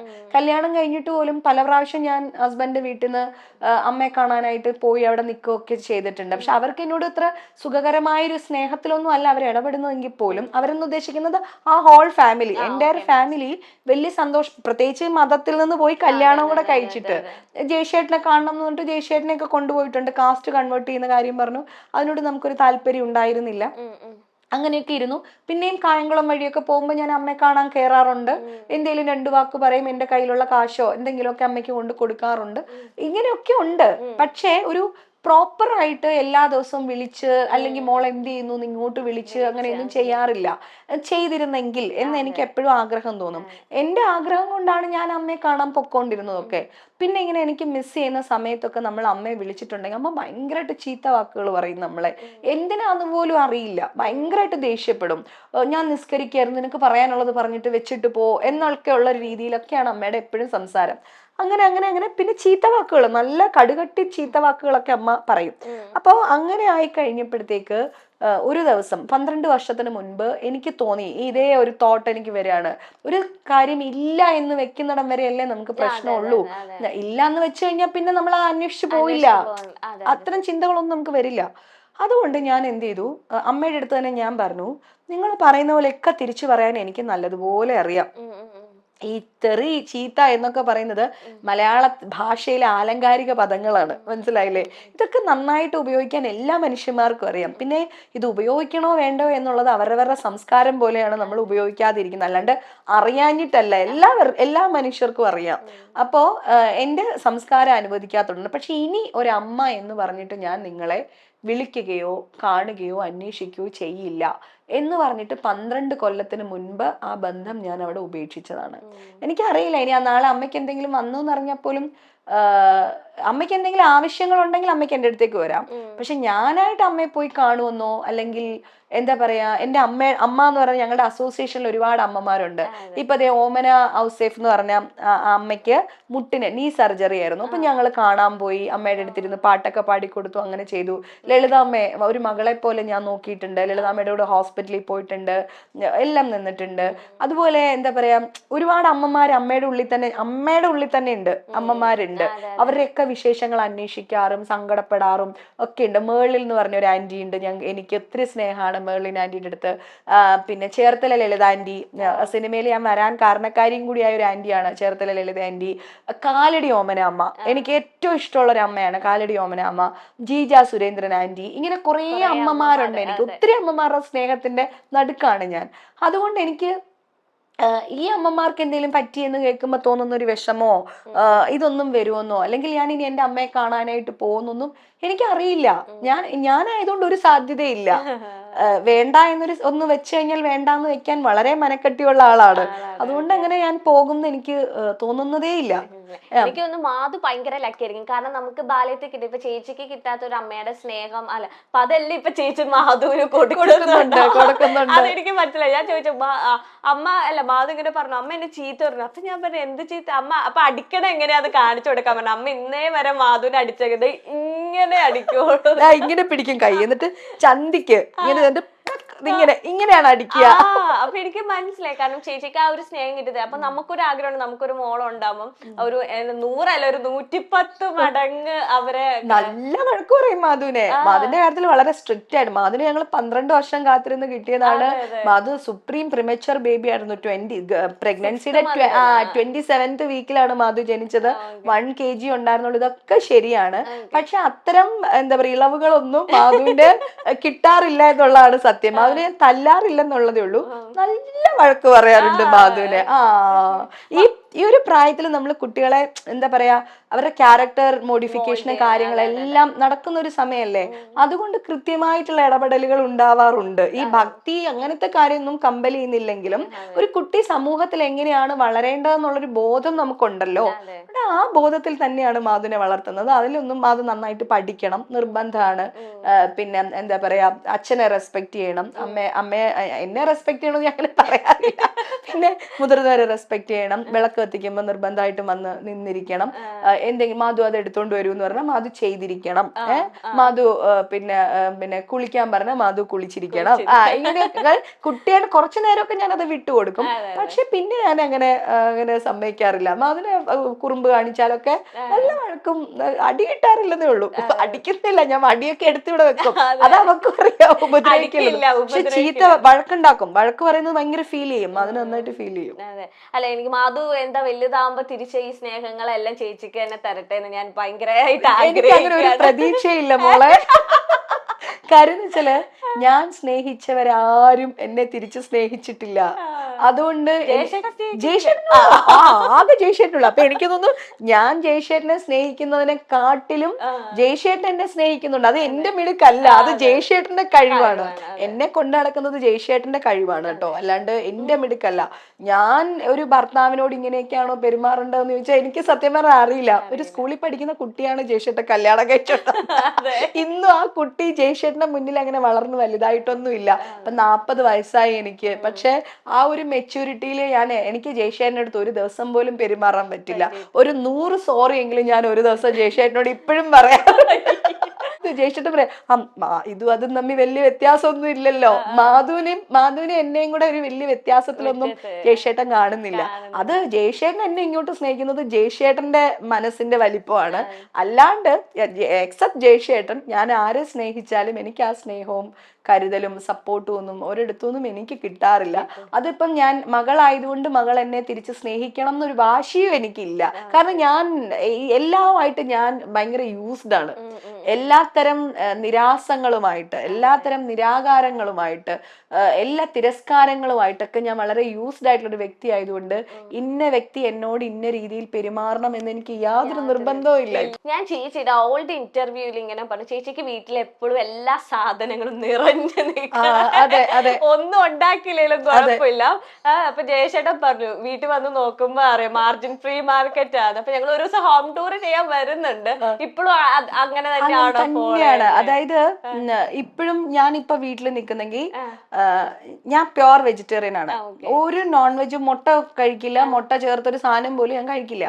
പക്ഷേ ഇവിടെ ഒരു മീൻകാരി ചേച്ചി വരും, ലക്ഷ്മി കരിമീൻ എടുക്കട്ടെ? ആയിക്കോട്ടെ. ഇവിടെ കരിമീൻ കഴിക്കുന്ന 2 പേരാണ്. ഒന്നൊരാള് കുഞ്ഞാണ്, അതിനൊരു അംഗമായിട്ട് പോലും നമുക്ക് കൂട്ടാൻ പറ്റില്ല. അപ്പൊ പക്ഷെ ഹസ്ബൻഡ് 1 എണ്ണം 2 എണ്ണം ഒക്കെ, ഏട്ടനൊക്കെ കുഞ്ഞി വയറാണ്, വളരെ കുറച്ചേ ഭക്ഷണം കഴിക്കുള്ളൂ. അപ്പൊ കരിമീൻ എടുത്ത് കഴിയുമ്പോഴത്തേനും ചെമ്മീൻ എടുക്കട്ടെ കുറച്ച്. അതിന് ചെമ്മീൻ വല്ലപ്പോഴും ഒക്കെ ഇഷ്ടമാണല്ലോ, അപ്പൊ ചെമ്മീൻ എടുത്തു. അപ്പൊ അയല എടുക്കട്ടെ. ഇങ്ങനെ ഫ്രീസർ നിറയും. അത്രയ്ക്ക് എടുക്കും. അതായത് ഇവര് കൊണ്ടുവന്നതിന്റെ ഒരു ഓൾമോസ്റ്റ് എല്ലാ സാധനങ്ങളും ഞാൻ മേടിക്കും. അവരെന്നെ നന്നാക്കിയൊക്കെ വെച്ചിട്ട് പോകും. അപ്പൊ അത് ചെയ്യും. പിന്നെ മാർജിൻ ഫ്രീയിൽ പോയി കഴിഞ്ഞാൽ മറ്റേ എന്താ പറയാ വൻപയറ്, ചെറുപയറ്, പരിപ്പ് കഴിച്ച് മടുത്തിട്ടല്ല, പക്ഷെ ഇങ്ങനെ പല സാധനങ്ങൾ ഇത് വേണം. അരിപ്പൊടി, മറ്റേ ഗോതമ്പ് പൊടി, ഇങ്ങനെ സർവ്വ സാധനങ്ങളും വേണം. ഇതെല്ലാം പച്ചക്കറികളെല്ലാം വാങ്ങിച്ച് നിറച്ച് വെക്കുന്ന ആ ദിവസം കൃത്യമായിട്ട് ഞാൻ 10-20 ദിവസം പിന്നെ വീട്ടിലുണ്ടാവില്ല. ഓണത്തിന് മുമ്പ് മേടിച്ച മീൻ ഇതുവരെ തീർന്നിട്ടില്ല. ഇന്നലെ ആ ചേച്ചി ഞാൻ പോയി മീനെല്ലാം മേടിച്ചു വെച്ച് ഒരു ദിവസം ഇല്ല, എല്ലാം ഫ്രീസറിൽ അങ്ങനെ ക്ലീൻ ചെയ്ത് വെക്കുകയല്ലേ. നമുക്ക് കിട്ടുന്നതൊക്കെ കൊല്ലങ്ങൾ പഴക്കമുള്ളതാ കൊച്ചേ. ഓണത്തിന്റെ അന്ന് മേടിച്ചിട്ട് ഓണത്തിന് മുമ്പ് ഇനി 2 കരിമീനും കൂടെ അതിൽ ബാക്കിയുണ്ട്, വന്നാ കാണിച്ചു തരാം ഞാൻ. എന്നിട്ട് പിന്നെ എന്താ പറയാ, ഇന്നലെ വന്നു ആ ചേച്ചി. ഞാൻ പറഞ്ഞു നവരാത്രി വ്രതം തുടങ്ങി ചേച്ചി, ഇനി ആരും കഴിക്കില്ല, മീനൊന്നും വെക്കുന്നില്ല, അതുകൊണ്ട് വേണ്ടാന്ന് പറഞ്ഞിട്ട് വിട്ടു. ചേച്ചി മനസ്സ് വിഷമിച്ചാണ് ഇവിടുന്ന് പോയേക്കുന്നത്. പച്ചക്കറിയൊക്കെ വന്നിട്ട് ഫ്രിഡ്ജിൽ നിന്ന് എടുത്ത് ദൂരെ കളയുക. പിന്നെ അടുത്തത് വീണ്ടും ഇങ്ങനെ നിറഞ്ഞു കഴിയുമ്പോ കൃത്യമായിട്ട് ഷൂട്ടിംഗ് വരും, നമ്മള് പോകും. കുറെ ദിവസം ഉണ്ടാവില്ല. ചേച്ചിന്റെ കുക്കിംഗ് ഒന്നും അറിയില്ല. അപ്പൊ ഏട്ടൻ പറയും, ക്ലീനിങ് ഒക്കെ ഒരുവിധം ഏട്ടൻ തന്നെയാണ് ചെയ്യുന്നത്. അപ്പൊ ഏട്ടൻ പറയും ഇനി കുക്കിംഗ് കൂടെ പഠിച്ചിട്ട് അതും കൂടെ ചെയ്യണം എന്നോർത്തിട്ട് മനഃപൂർവ്വം പഠിക്കാത്തതാണത്. കുക്കിംഗ് ചേച്ചി ഭയങ്കര ബ്രാൻഡ് കോൺഷ്യസ് ആണ്. അതെ അതെ അതെ അതെ അതെ അതെ അതെ. ഒരുപാട് ബ്രാൻഡ് ഐറ്റംസ് ഉണ്ട്. പക്ഷെ എനിക്ക് ഹോം ടൂറോ ഇവിടുന്ന് മൊത്തം അങ്ങ് നിരത്താൻ തോന്നുന്നു. ഏതൊക്കെ ബ്രാൻഡ്സ് ഉള്ളത്? എന്താണ് ഉദ്ദേശിക്കുന്നത്? ഹോം അപ്ലയൻസസ് ആണോ? അല്ല, ഹോം അപ്ലയൻസ് അല്ല, ഡ്രസ്സിന്റെയും ബാഗ്. ഡ്രസ് എനിക്ക് ഏറ്റവും കൂടുതൽ ഇഷ്ടം, ഞാൻ എനിക്ക് എന്റെ ഡ്രസ് എല്ലാം എപ്പോഴും ഒന്നുകിൽ കോട്ടൺ അല്ലെങ്കിൽ പട്ടാണ്.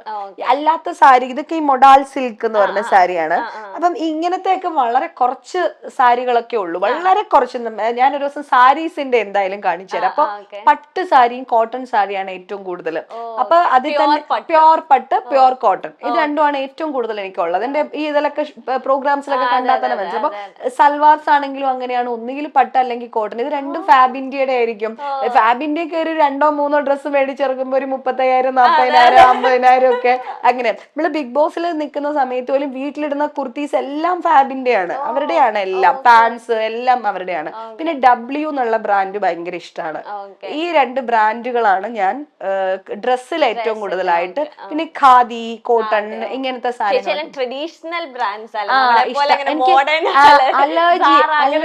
അലർജി വരും, അലർജിക് ആവും ബോഡി. അതുകൊണ്ട് ഒരു സാധനം ഇഷ്ടപ്പെട്ടു കഴിഞ്ഞാൽ അത് തന്നെ വീണ്ടും വീണ്ടും എടുക്കാന്നുള്ളതേ ഉള്ളൂ. ബാഗ്സിനോടൊക്കെ ക്രേസ് ഉണ്ട്. ബാഗ് ഒക്കെ ഉണ്ടായിരുന്നു, ബാഗ് ഷൂസ് ഒക്കെ ഒരു സമയത്ത് ഭയങ്കര ക്രേസ് ആയിരുന്നു.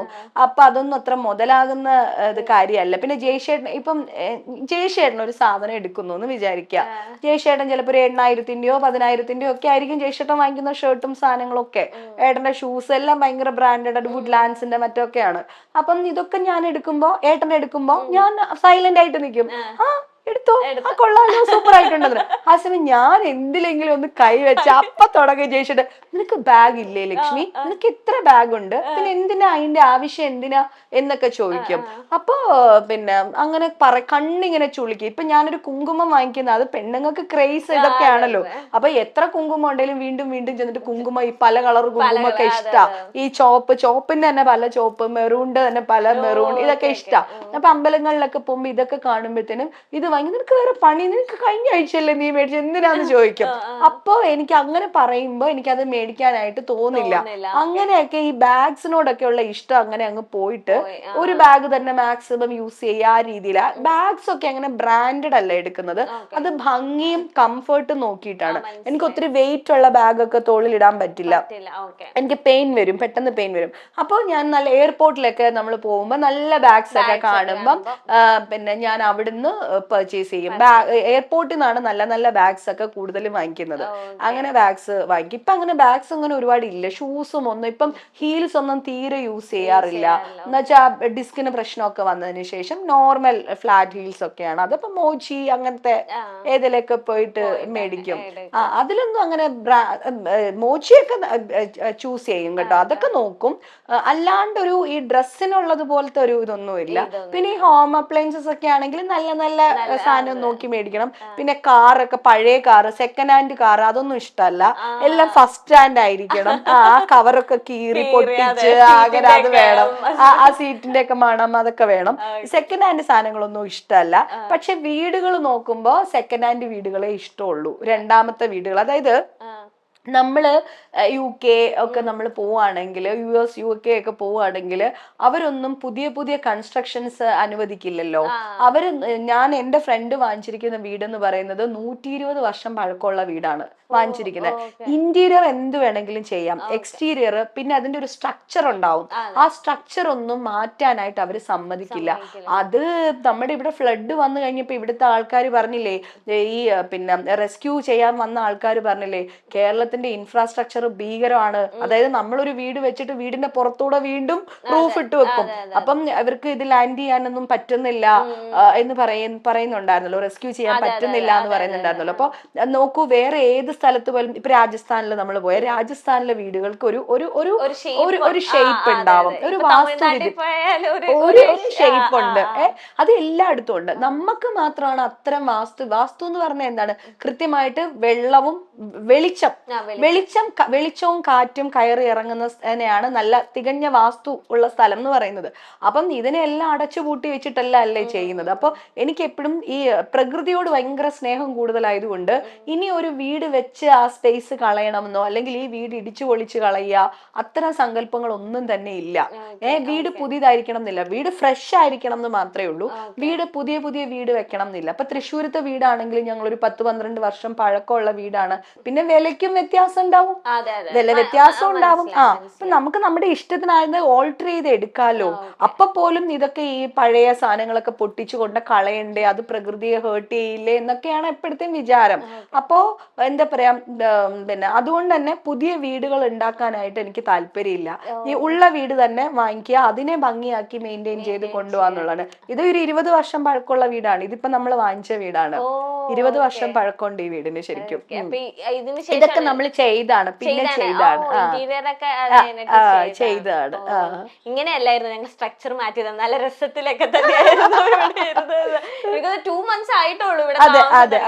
കുറച്ച് സാധനങ്ങളൊക്കെ വരാനുണ്ട്. അപ്പൊ അതിനുശേഷം സാധനങ്ങളെല്ലാം വന്നു. ഇനി ഇന്റീരിയറിനെ ഒന്നും ചെയ്യാനില്ല. ഇത്രയൊക്കെ തന്നെ. ഇതൊക്കെ എന്റെ സെലക്ഷൻസ് ആണ്. ഇവിടുത്തെ ഫേർണിച്ചേഴ്സും അറേഞ്ച് അല്ലെ, എന്റെ കുറച്ച് പെറ്റ്സ് കാര്യങ്ങളൊക്കെ വരാനുണ്ട്. അതിനുശേഷം ഞങ്ങൾ ഹോം ടൂർ എടുക്കണം. ഇപ്പൊ ഞാൻ ഏറ്റവും കൂടുതൽ ചോദിക്കണം എന്ന് ആഗ്രഹിച്ച ഒരു ടോപ്പിക് ഉണ്ട്, ബിഗ് ബോസ് ടോപ്പിക്.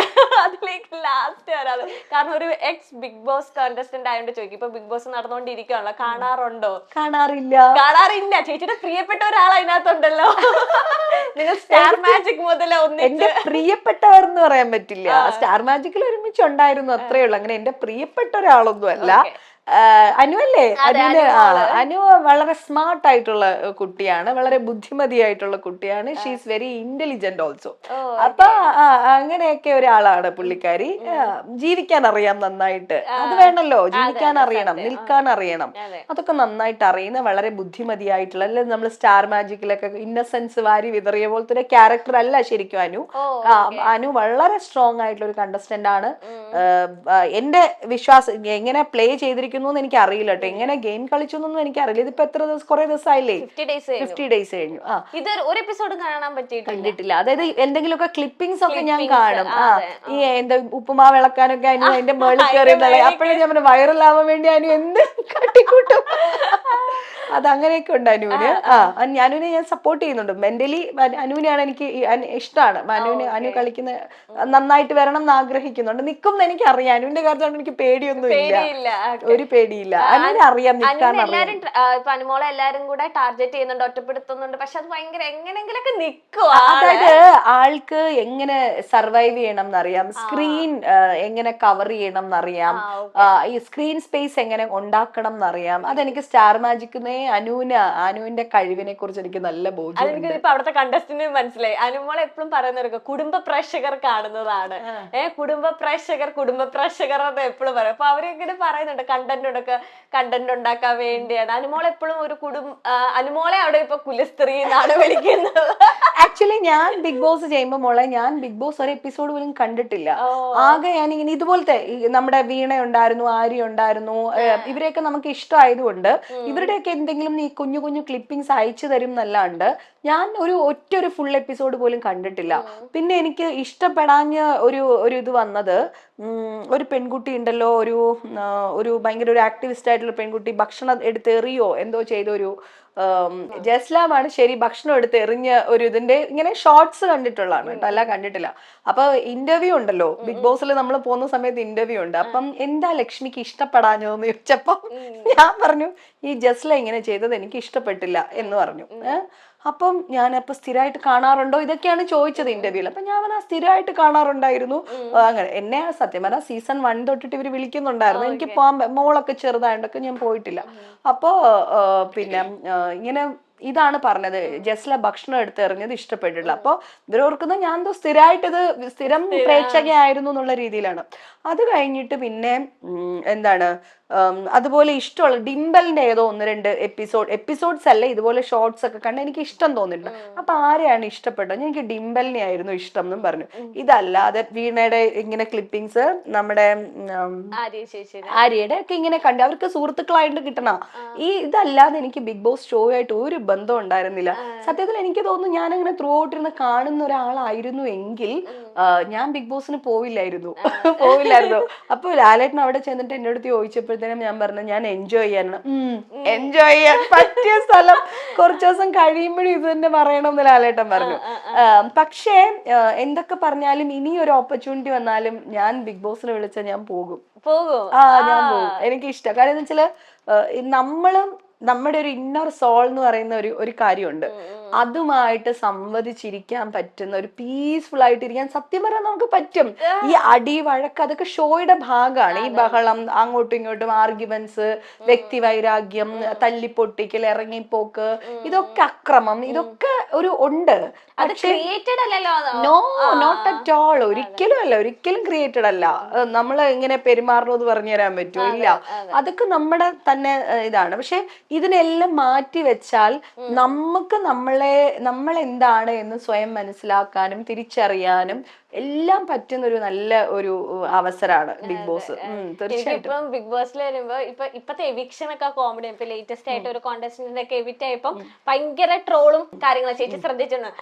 അപ്പോഴും വരുന്ന ഒരു എവിക്ഷൻ ആണ് ചേച്ചിന് ബുള്ളറ്റില് കൊണ്ടുപോകുന്നത്. പക്ഷേ നമ്മളെ എങ്ങനെ എവിക്റ്റ് ചെയ്യണം എന്നുള്ളത് അവര് തീരുമാനിക്കുന്നതല്ലേ. അവര് വളരെ അപ്പാനി ചേട്ടൻ നമ്മുടെ ആക്ടർ, ആ ചേട്ടൻ എവിക്റ്റ് ചെയ്തത് പുലിയുടെ അപ്പാനി എന്റെ ബിഗ് ബോസിന്റെ ഫാൻ ആയിരുന്നു. എന്നെ ഭയങ്കര ഇഷ്ടമായിരുന്നു. ചേട്ടന്റെ എവിക്ഷൻ എന്ന് വെച്ചാൽ പുലിയുടെ മുഖം ഇങ്ങനെ ഇട്ടിട്ട് ഡാൻസ് കളിച്ച് പെട്ടെന്ന് അങ്ങ് കൊണ്ടുപോകുമായിരുന്നു. അതുപോലെ തന്നെ അത് ചേച്ചിയുടെ ബുള്ളറ്റിൽ ഇരുത്തിയിട്ട് ശരിക്കും പറഞ്ഞാലില്ലേ അവര് എനിക്ക് തോന്നുന്നു വളരെ പോസിറ്റീവായിട്ട് പല പല പല രീതികളിൽ വേണമല്ലോ കൊണ്ടുപോകാൻ. അതിലൊരു രീതി എനിക്ക് വന്നു എന്നേ ഉള്ളൂ. പക്ഷെ ഞാൻ തിരിഞ്ഞു നോക്കിയതെന്ന് വെച്ചാൽ 2 കാര്യങ്ങൾ കൊണ്ടാണ്. എനിക്ക് കാരണം ഏതാനും മണിക്കൂറുകളും കൂടെ അല്ലേ ഉള്ളൂ. എനിക്ക് ഉറപ്പായിരുന്നു ഞാൻ ഫൈനലിൽ പിന്നെ എന്താ പറയാ, എനിക്ക് ആഗ്രഹം 100 ദിവസം നിൽക്കണം, ആ ഫൈനൽ 5-ൽ എത്തണം എന്ന് എന്റെ ആഗ്രഹം ഉണ്ടായിരുന്നുള്ളൂ. ഞാൻ 4th പൊസിഷനിൽ വന്നില്ലേ, ഞാൻ അതിൽ വളരെ ഗ്രാറ്റിറ്റ്യൂഡാണ്. എനിക്ക് വളരെ ഹാപ്പിയാണ്, വളരെ സന്തോഷമാണ് എനിക്കതില്.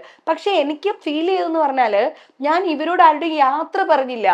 ഇപ്പൊ ധന്യാണെങ്കിലും ഒക്കെ നമ്മളെ ഹഗ് ചെയ്തിട്ടാണ് ധന്യെ പോലും പോയത്. അപ്പം എനിക്ക് ആ യാത്ര പറയാൻ പറ്റിയില്ല എന്ന വിഷമം. നല്ല ഓരോരുത്തരായിട്ട് ഔട്ട് ആയിക്കൊണ്ടിരിക്കുകയല്ലേ. എനിക്ക് പുറകെ റിയാസ് വന്നു, ഓരോരുത്തർ ഔട്ട് ആവുക. അല്ലാണ്ട് എല്ലാവർക്കും ഇനി കുറച്ച് ഏതാനും മണിക്കൂർ എന്ന് പോലും പറയാനില്ല. അത് എനിക്കൊന്നും ഞാൻ ഇറങ്ങിക്കഴിഞ്ഞൊരു വിത്തിൻ 2 hours എടുത്തില്ല, ഒരു 1 hourനുള്ളിൽ ഷോ കഴിഞ്ഞു. ദിൽഷയൊക്കെ വന്നു, എല്ലാരും വന്നു, ലാലേട്ടൻ അവിടെ പോയി, വീട്ടിൽ പോയി, ഇതൊക്കെ ഉണ്ടായി. അപ്പോ എന്താ പറയാ, എനിക്കറിയാം ഞാൻ പോയി കഴിഞ്ഞാലും ഇല്ല, ഇനി ആരും ഇല്ല എന്ന് എനിക്കറിയാം. ഞാൻ ഫൈനൽ ദിൽഷയുടെ പൊസിഷനിലേക്ക് ഞാൻ വന്നില്ലല്ലോ എന്ന് വെച്ചിട്ടല്ല ഞാൻ നോക്കിയത്. ഞാൻ ഇവരോട് യാത്ര പറഞ്ഞില്ലല്ലോ. പിന്നെ അടുത്തതെന്ന് പറഞ്ഞാൽ എനിക്ക് എന്തെന്നറിയാമോ, നമ്മൾ ആൾക്കാരെ കാണുന്നില്ലല്ലോ. നമ്മൾ കുറെ ദിവസങ്ങളായിട്ട് ഇവരെ മാത്രം കണ്ടിട്ട് ഈ പുറത്തുനിന്നുള്ളവരോട് നമുക്കൊരു ഭയമുണ്ട്. നമ്മുടെ അവര് ചെയ്തതെന്ന് പറഞ്ഞാലും ഈ ലാസ്റ്റ് സമയം ആവുമ്പോഴത്തേക്ക് ഇവര് കൊറിയോഗ്രാഫേഴ്സിനെ വിട്ടു, മേക്കപ്പ് ആർട്ടിസ്റ്റിനെ അകത്തേക്ക് വിട്ടു. നമുക്ക് ഇവര് പെട്ടെന്ന് കാണാൻ നമ്മൾ പേടിച്ചു പോകും. നമ്മളൊരു ബാത്റൂം ഏരിയയിലോ എവിടെങ്കിലും ചെല്ലുമ്പോൾ ഇവർ അവിടെ നിൽക്കുന്ന നമ്മൾ കാണുന്നത്. ആലോചിച്ച് നോക്കൂ, നമുക്ക് ഒരു പരിചയമില്ലാത്തൊരു വിജനമായി, വീട് വിജനമായി. 18 പേര് 19 പേരൊക്കെ ഉണ്ടായിരുന്ന സ്ഥലത്ത് 5 പേരിലേക്ക് എത്തുമ്പോ ഇവരിങ്ങനെ വരാണ്. ഇവരെ കാണുമ്പോൾ നമുക്കൊരു പേടി വരും. പിന്നെ എന്ന് വെച്ചാൽ കൊറിയോഗ്രാഫേഴ്സ് വന്നു. അപ്പൊ അവരുടെ ഡാൻസിന്റെ ടീമിനെ ഇവര് കുറച്ച് 1-2 പേരെ വെച്ച് അകത്തേക്ക് വിട്ടു. എങ്ങനെയാണ് ഞങ്ങൾക്ക് മനുഷ്യരോടുള്ള ഒരു പേടി മാറ്റിയത്. അപ്പൊ ഒരു അപരിചിതന്റെ കൂടെ ഇയാൾ എന്നെ എങ്ങോട്ടാ കൊണ്ടുപോകുന്നതെന്ന് എനിക്കറിയില്ല, ആ ഒരു പേടി. 3, ഞാൻ മാതങ്കി എന്ന് പേരിട്ട് അവിടെ ഒരു ചെടി വളർത്തുന്നുണ്ടായിരുന്നു. ഞാൻ എപ്പോഴും പറഞ്ഞോണ്ടത് ഞാൻ പോകുമ്പോ ഈ ചെടി കൊണ്ടുപോകും എന്ന് പറഞ്ഞിട്ട് ചെടിയൊക്കെ സൈഡിൽ വെച്ചിട്ടുണ്ട്. ഈ ചെടി ഞാൻ എടുത്തില്ല. ഈ 3 കാര്യങ്ങൾ കൊണ്ടാണ് ഞാൻ തിരിഞ്ഞു നോക്കിയത്, അല്ലാതെ വേറെ ഒന്നുമില്ല. അവിടെ പിന്നെ എന്തിനാ അങ്ങനെ ആൾക്കാർ ചിന്തിക്കുന്നത്? എന്തിനാ? കാരണം ഷോ തീരല്ലേ, ലാസ്റ്റ് വരെ ഞാൻ എല്ലാ ഷോ കഴിഞ്ഞാൽ ആ ഒരു ബുള്ളറ്റ് യാത്രയുടെ ഒരു ക്ലിപ്പെങ്കിലും. പക്ഷെ നമ്മുടെ ഫീൽ എന്ന് പറഞ്ഞാൽ ഇതാണ്, ഈ തടിമാടന്മാര് വന്നിട്ട് നമ്മളെ അയ്യോ എന്നെ പിടിച്ചോണ്ട് പോകണം. എനിക്കാണ് പൊതുവെ എല്ലാം ഇങ്ങനത്തെ കാര്യത്തൊക്കെ കുറച്ച് പേടിയുള്ള ആളുകളാണ്. ഇവന്മാർ എന്നെ എങ്ങോട്ടാ കൊണ്ടുപോകണമെന്ന് അറിയില്ല. ചെടി കിട്ടിയോ എന്നിട്ട്? ചെടി ഇല്ല, ചെടിയൊന്നും കിട്ടിയില്ല. ഇപ്പത്തെന്ന് വെച്ചാൽ ഇപ്പൊ അനുമോളെയാണ് ചേച്ചി കുറച്ച്. അനുമോളെ ഇറങ്ങി അനുമോളുടെ ഒരു ടെഡി ബിയറിനെ അറിയാൻ സാധ്യത ഉണ്ടോ? സ്റ്റാർ മാജിക് കൊണ്ടുവരാറുണ്ട് പ്ലാച്ചി. അന്നേരം ഒന്നും പ്ലാച്ചിയൊന്നും ഇല്ല. ആ പ്ലാച്ചിയിലായിരുന്നു യുദ്ധം. പ്ലാച്ചി എനിക്ക് തോന്നുന്നു ഈ ബിഗ് ബോസിന് വേണ്ടിട്ട് അവള് കൊണ്ടുപോയതായിരിക്കും ചിലപ്പോ, അല്ലെങ്കിൽ വീട്ടിൽ നിന്ന് കൊണ്ടുവന്നാണോ? എന്താ വീട്ടിൽ നിന്ന് കൊണ്ടുവന്നായിരിക്കും. അതെ, വീട്ടിൽ നിന്ന് പാക്ക് ചെയ്യുന്ന വീഡിയോയില് ഞാൻ ഓർക്കുന്നില്ല. വീട്ടിൽ നിന്ന് കൊണ്ടുവന്ന സാധനങ്ങളാണല്ലോ ബിഗ് ബോസ്. അറിയില്ല, ഞങ്ങൾക്ക് അങ്ങനത്തെ ഓപ്പർച്യൂണിറ്റീസ് ഒന്നും ഇല്ലായിരുന്നു. അതുകൊണ്ട് എനിക്കറിയില്ല. ഞാൻ ഓർക്കുന്നത് ഈ നമുക്കൊരു ഗെയിം ഉണ്ടായിരുന്നല്ലോ, പാവ ഗെയിം, അതേപോലെ അവിടെ കൊടുത്തതാണ് പ്ലാച്ചി എന്നാ ഞാൻ വിചാരിച്ചത്. അത് പിന്നെ നമ്മുടെ ഗസ്റ്റ് ആയിട്ട് ഷിയാസിക്ക് വന്നപ്പോ പ്ലാച്ചിന്റെ അടുത്ത് ദൂരേക്ക് ലാലേട്ടന്റെ എപ്പിസോഡിൽ വന്നു. അപ്പൊ അവിടെ കണ്ടസ്റ്റന്റുകളൊക്കെ വരുന്ന പ്ലാച്ചി ഒരു കണ്ടന്റ് ഉണ്ടാക്കാൻ വേണ്ടിയാണ്. അതിനെ കരയുന്നു, അതിനെ വേദനിപ്പിക്കുമ്പോ കരയുന്നു. ഭയങ്കര കരച്ചില്ല. ഷിയാസിക്കായി വലിച്ചെറിഞ്ഞപ്പോ ഭയങ്കര തലയിടിച്ച് വരെ ഞാനായിരുന്നു ആ പ്ലാച്ചിനെ അടുപ്പ് വെച്ച് കത്തിച്ച്. അനി വരുമ്പോ ഞാൻ ചോദിക്കുന്നുണ്ട്, ചിലപ്പോ അവൾക്ക് ഒരുപാട് ഇഷ്ടമുള്ള ആരെങ്കിലും അത് ഗിഫ്റ്റ് ചെയ്തതൊക്കെ ആയിരിക്കും. പിന്നെ മാധുവിന്റെ ഒക്കെ ഫോട്ടോ ഒക്കെ ഞാൻ കൊണ്ടുവരുന്നല്ലോ. ഞാൻ മാധുവിന്റെ ഫോട്ടോ ഒക്കെ നോക്കും. അത് മനുഷ്യനല്ലേ, ഇതിനോട് പേടിച്ചാണ് എല്ലാരും. പ്ലാച്ചിയും പേടിച്ചോ? അയ്യോ, ഞാനായിരുന്നു ആദ്യമേ ഒരൊറ്റ സീസണിൽ പോണ്ടായിരുന്നു. പിന്നെ ഈ അനുമോളിപ്പോ ഉള്ളതുകൊണ്ട് എനിക്ക് പേഴ്സണലി അവള് ഇഷ്ടമായതുകൊണ്ട് എനിക്ക് ഇഷ്ടാ. ഈ ബേസിക്കലി അനുമോളി സ്റ്റാർ മാജിക് കാണിക്കുന്ന കുട്ടിത്ത് അങ്ങനെ തന്നെ കുറെ പ്രേക്ഷകർ സ്റ്റാർ മാജിക്കിൽ അനുമോളെ പ്രതീക്ഷിച്ച് ബിഗ് ബോസ് കാണുന്നവരുണ്ട്. കാരണം അനുമോൾ എപ്പോഴും പറയുന്നത് 11 വർഷം ഇൻഡസ്ട്രിയിൽ വന്നു. അവർ സ്നേഹം എപ്പോഴും കുടുംബ പ്രേക്ഷകരെയാണ് അനുമോൾ എപ്പോഴും കോൺസെൻട്രേറ്റ് ചെയ്യുന്നത്. അപ്പൊ ആ ഒരു ഇമ്മച്വർ ആയിട്ടാണോ അനുമോള് ശരിക്കും? She's very mature girl. ഭയങ്കര മെച്വേർഡ് ആയിട്ടുള്ള ഒരു പെൺകുട്ടിയാണ് അനു. ആദ്യത്തെ ഈ കുറച്ച് എപ്പിസോഡ്സിലൊക്കെ അനു ഭയങ്കര മെച്വേർഡ് ആയിട്ട് തന്നെയാണ് നിന്നത്. എപ്പോഴും അവൾ ഈ മെച്യൂരിറ്റി ഇല്ലായ്മയുടെ ഇമ്മെച്വറിന്റെ ഒരു ട്രാക്ക് പിടിച്ചപ്പോ അവൾ അതിൽ സക്സസ്ഫുൾ ആയി അവൾക്ക് തോന്നി. ശരിയാണ്, ആൾക്കാർ ഞാൻ അടക്കം അത് ഭയങ്കര ടെൻഷൻ ഉണ്ട്. അനുവിന്റെ കോമഡി ഓർത്ത് ചിരിക്കാത്ത ഒരു ദിവസം പോലും ഇല്ല. എനിക്ക് ഓർമ്മ വരുന്ന ഒരു കോമഡി എന്ന് പറഞ്ഞാല് സ്റ്റാർ മാജിക് ചെയ്യുന്ന സമയത്ത് പിന്നെ ഈ എഴഞ്ഞ് മേളിപ്പണി സ്ലിപ്പറി ആയിട്ടുള്ള ഒരു വോളാണ്. അപ്പൊ ഞാൻ നോക്കുമ്പോ കാലിൽ ഇടാൻ കൊടുത്ത ഗ്ലൗസ് എടുത്ത് കയ്യില് വലിച്ചിട്ടിരിക്കുക. ശരിക്കും നോക്കുമ്പില്ലേ കോഴിയുടെ ഒക്കെ കൈയൊക്കെ പോലെയാണ് ഈ ഗ്ലൗസ്. കാലിൽ ഇടേണ്ടത് കാലിൽ പാകാവുന്നത് കയ്യിൽ എങ്ങനെ ഉണ്ടാവും? അപ്പൊ അങ്ങനെ ഇട്ടിട്ട് എനിക്ക് തോന്നിയത് അതൊക്കെ ഓർത്ത് ഞാൻ അനുവിന്റെ കുറെ കോമഡി ഉണ്ട്. അതൊക്കെ ഐസ് ക്യൂബിൽ വീണ് അങ്ങനത്തെ അപ്പൊ അങ്ങനെ കുറെ കോമഡി അനുവിന്റെ ഉണ്ട്. അപ്പം അതൊരു നല്ല ട്രാക്ക് ആണെന്ന് തോന്നിയുണ്ട്. അവൾ അതിൽ സക്സസ്ഫുൾ ആയിട്ട്, അത് എല്ലാവർക്കും അങ്ങനെ ഈ പിന്നെ ബുദ്ധിയില്ലായ്മ അഭിനയിച്ച് നിൽക്കാൻ പറ്റില്ലല്ലോ, എല്ലാവർക്കും പറ്റുന്ന കാര്യമല്ല. അപ്പൊ അവൾ അതിൽ വിജയിച്ചു ശരിക്കും പറഞ്ഞാൽ. ഇപ്പൊ അവിടെ ആ ബുദ്ധിയില്ലായ്മ നമുക്ക് ബിഗ് ബോസിൽ കാണിക്കാൻ പറ്റില്ല. ബിഗ് ബോസിൽ ബുദ്ധിയോടുകൂടി നിൽക്കണം. ബുദ്ധിയോടുകൂടി വളരെ മിടുക്കി കുട്ടിയാണ്. ചേച്ചിയുടെ അഭിപ്രായത്തിൽ അനുമോൾ 100 ഡേയ്സ് കംപ്ലീറ്റ് ആക്കുമെന്നാണ്? അവൾക്ക് അതിനുള്ള കഴിവുണ്ട്, തീർച്ചയായിട്ടും കംപ്ലീറ്റ് ചെയ്യും. 100 ഡേയ്സ് കംപ്ലീറ്റ് ചെയ്യും. വിൻ ചെയ്യുമെന്നൊന്നും എനിക്ക്, കാരണം ഞാൻ ആരെയും ഗെയിം കണ്ടിട്ടില്ല. അനു നിക്കണം എന്നെ പേഴ്സണലി ആഗ്രഹവും. അനു 100 ദിവസം നിക്കണം എന്നുള്ളതാണ്. ഇപ്പൊ റിയാസ് വന്നിരുന്നു സ്പെഷ്യൽ ഗസ്റ്റ് ആയിട്ട്. റിയാസിന്റെ ഒരു എൻട്രിക്ക് ശേഷം ഭയങ്കര കോലകളൊക്കെ റിയാസ് വന്നുകൊണ്ട് പല കണ്ടസ്റ്റന്റിനും പോസിറ്റീവായി മാറി. നെഗറ്റീവ് ആയിരുന്ന കണ്ടസ്റ്റന്റ് വരെ റിയാസിന്റെ ഒരൊറ്റ എപ്പിസോഡ് കഴിഞ്ഞപ്പോ തന്നെ പോസിറ്റീവായിട്ട് മാറി. അത് പല ചർച്ചയും സോഷ്യൽ മീഡിയ ഒക്കെ ചർച്ചയാകുകയും എവിക്റ്റ് ആയി പോകേണ്ടവർ പലരും റിയാസിന്റെ എൻട്രിയിലൂടെ സേഫ് ആയി എന്ന് പ്രേക്ഷകർ പറയുന്നുണ്ട്.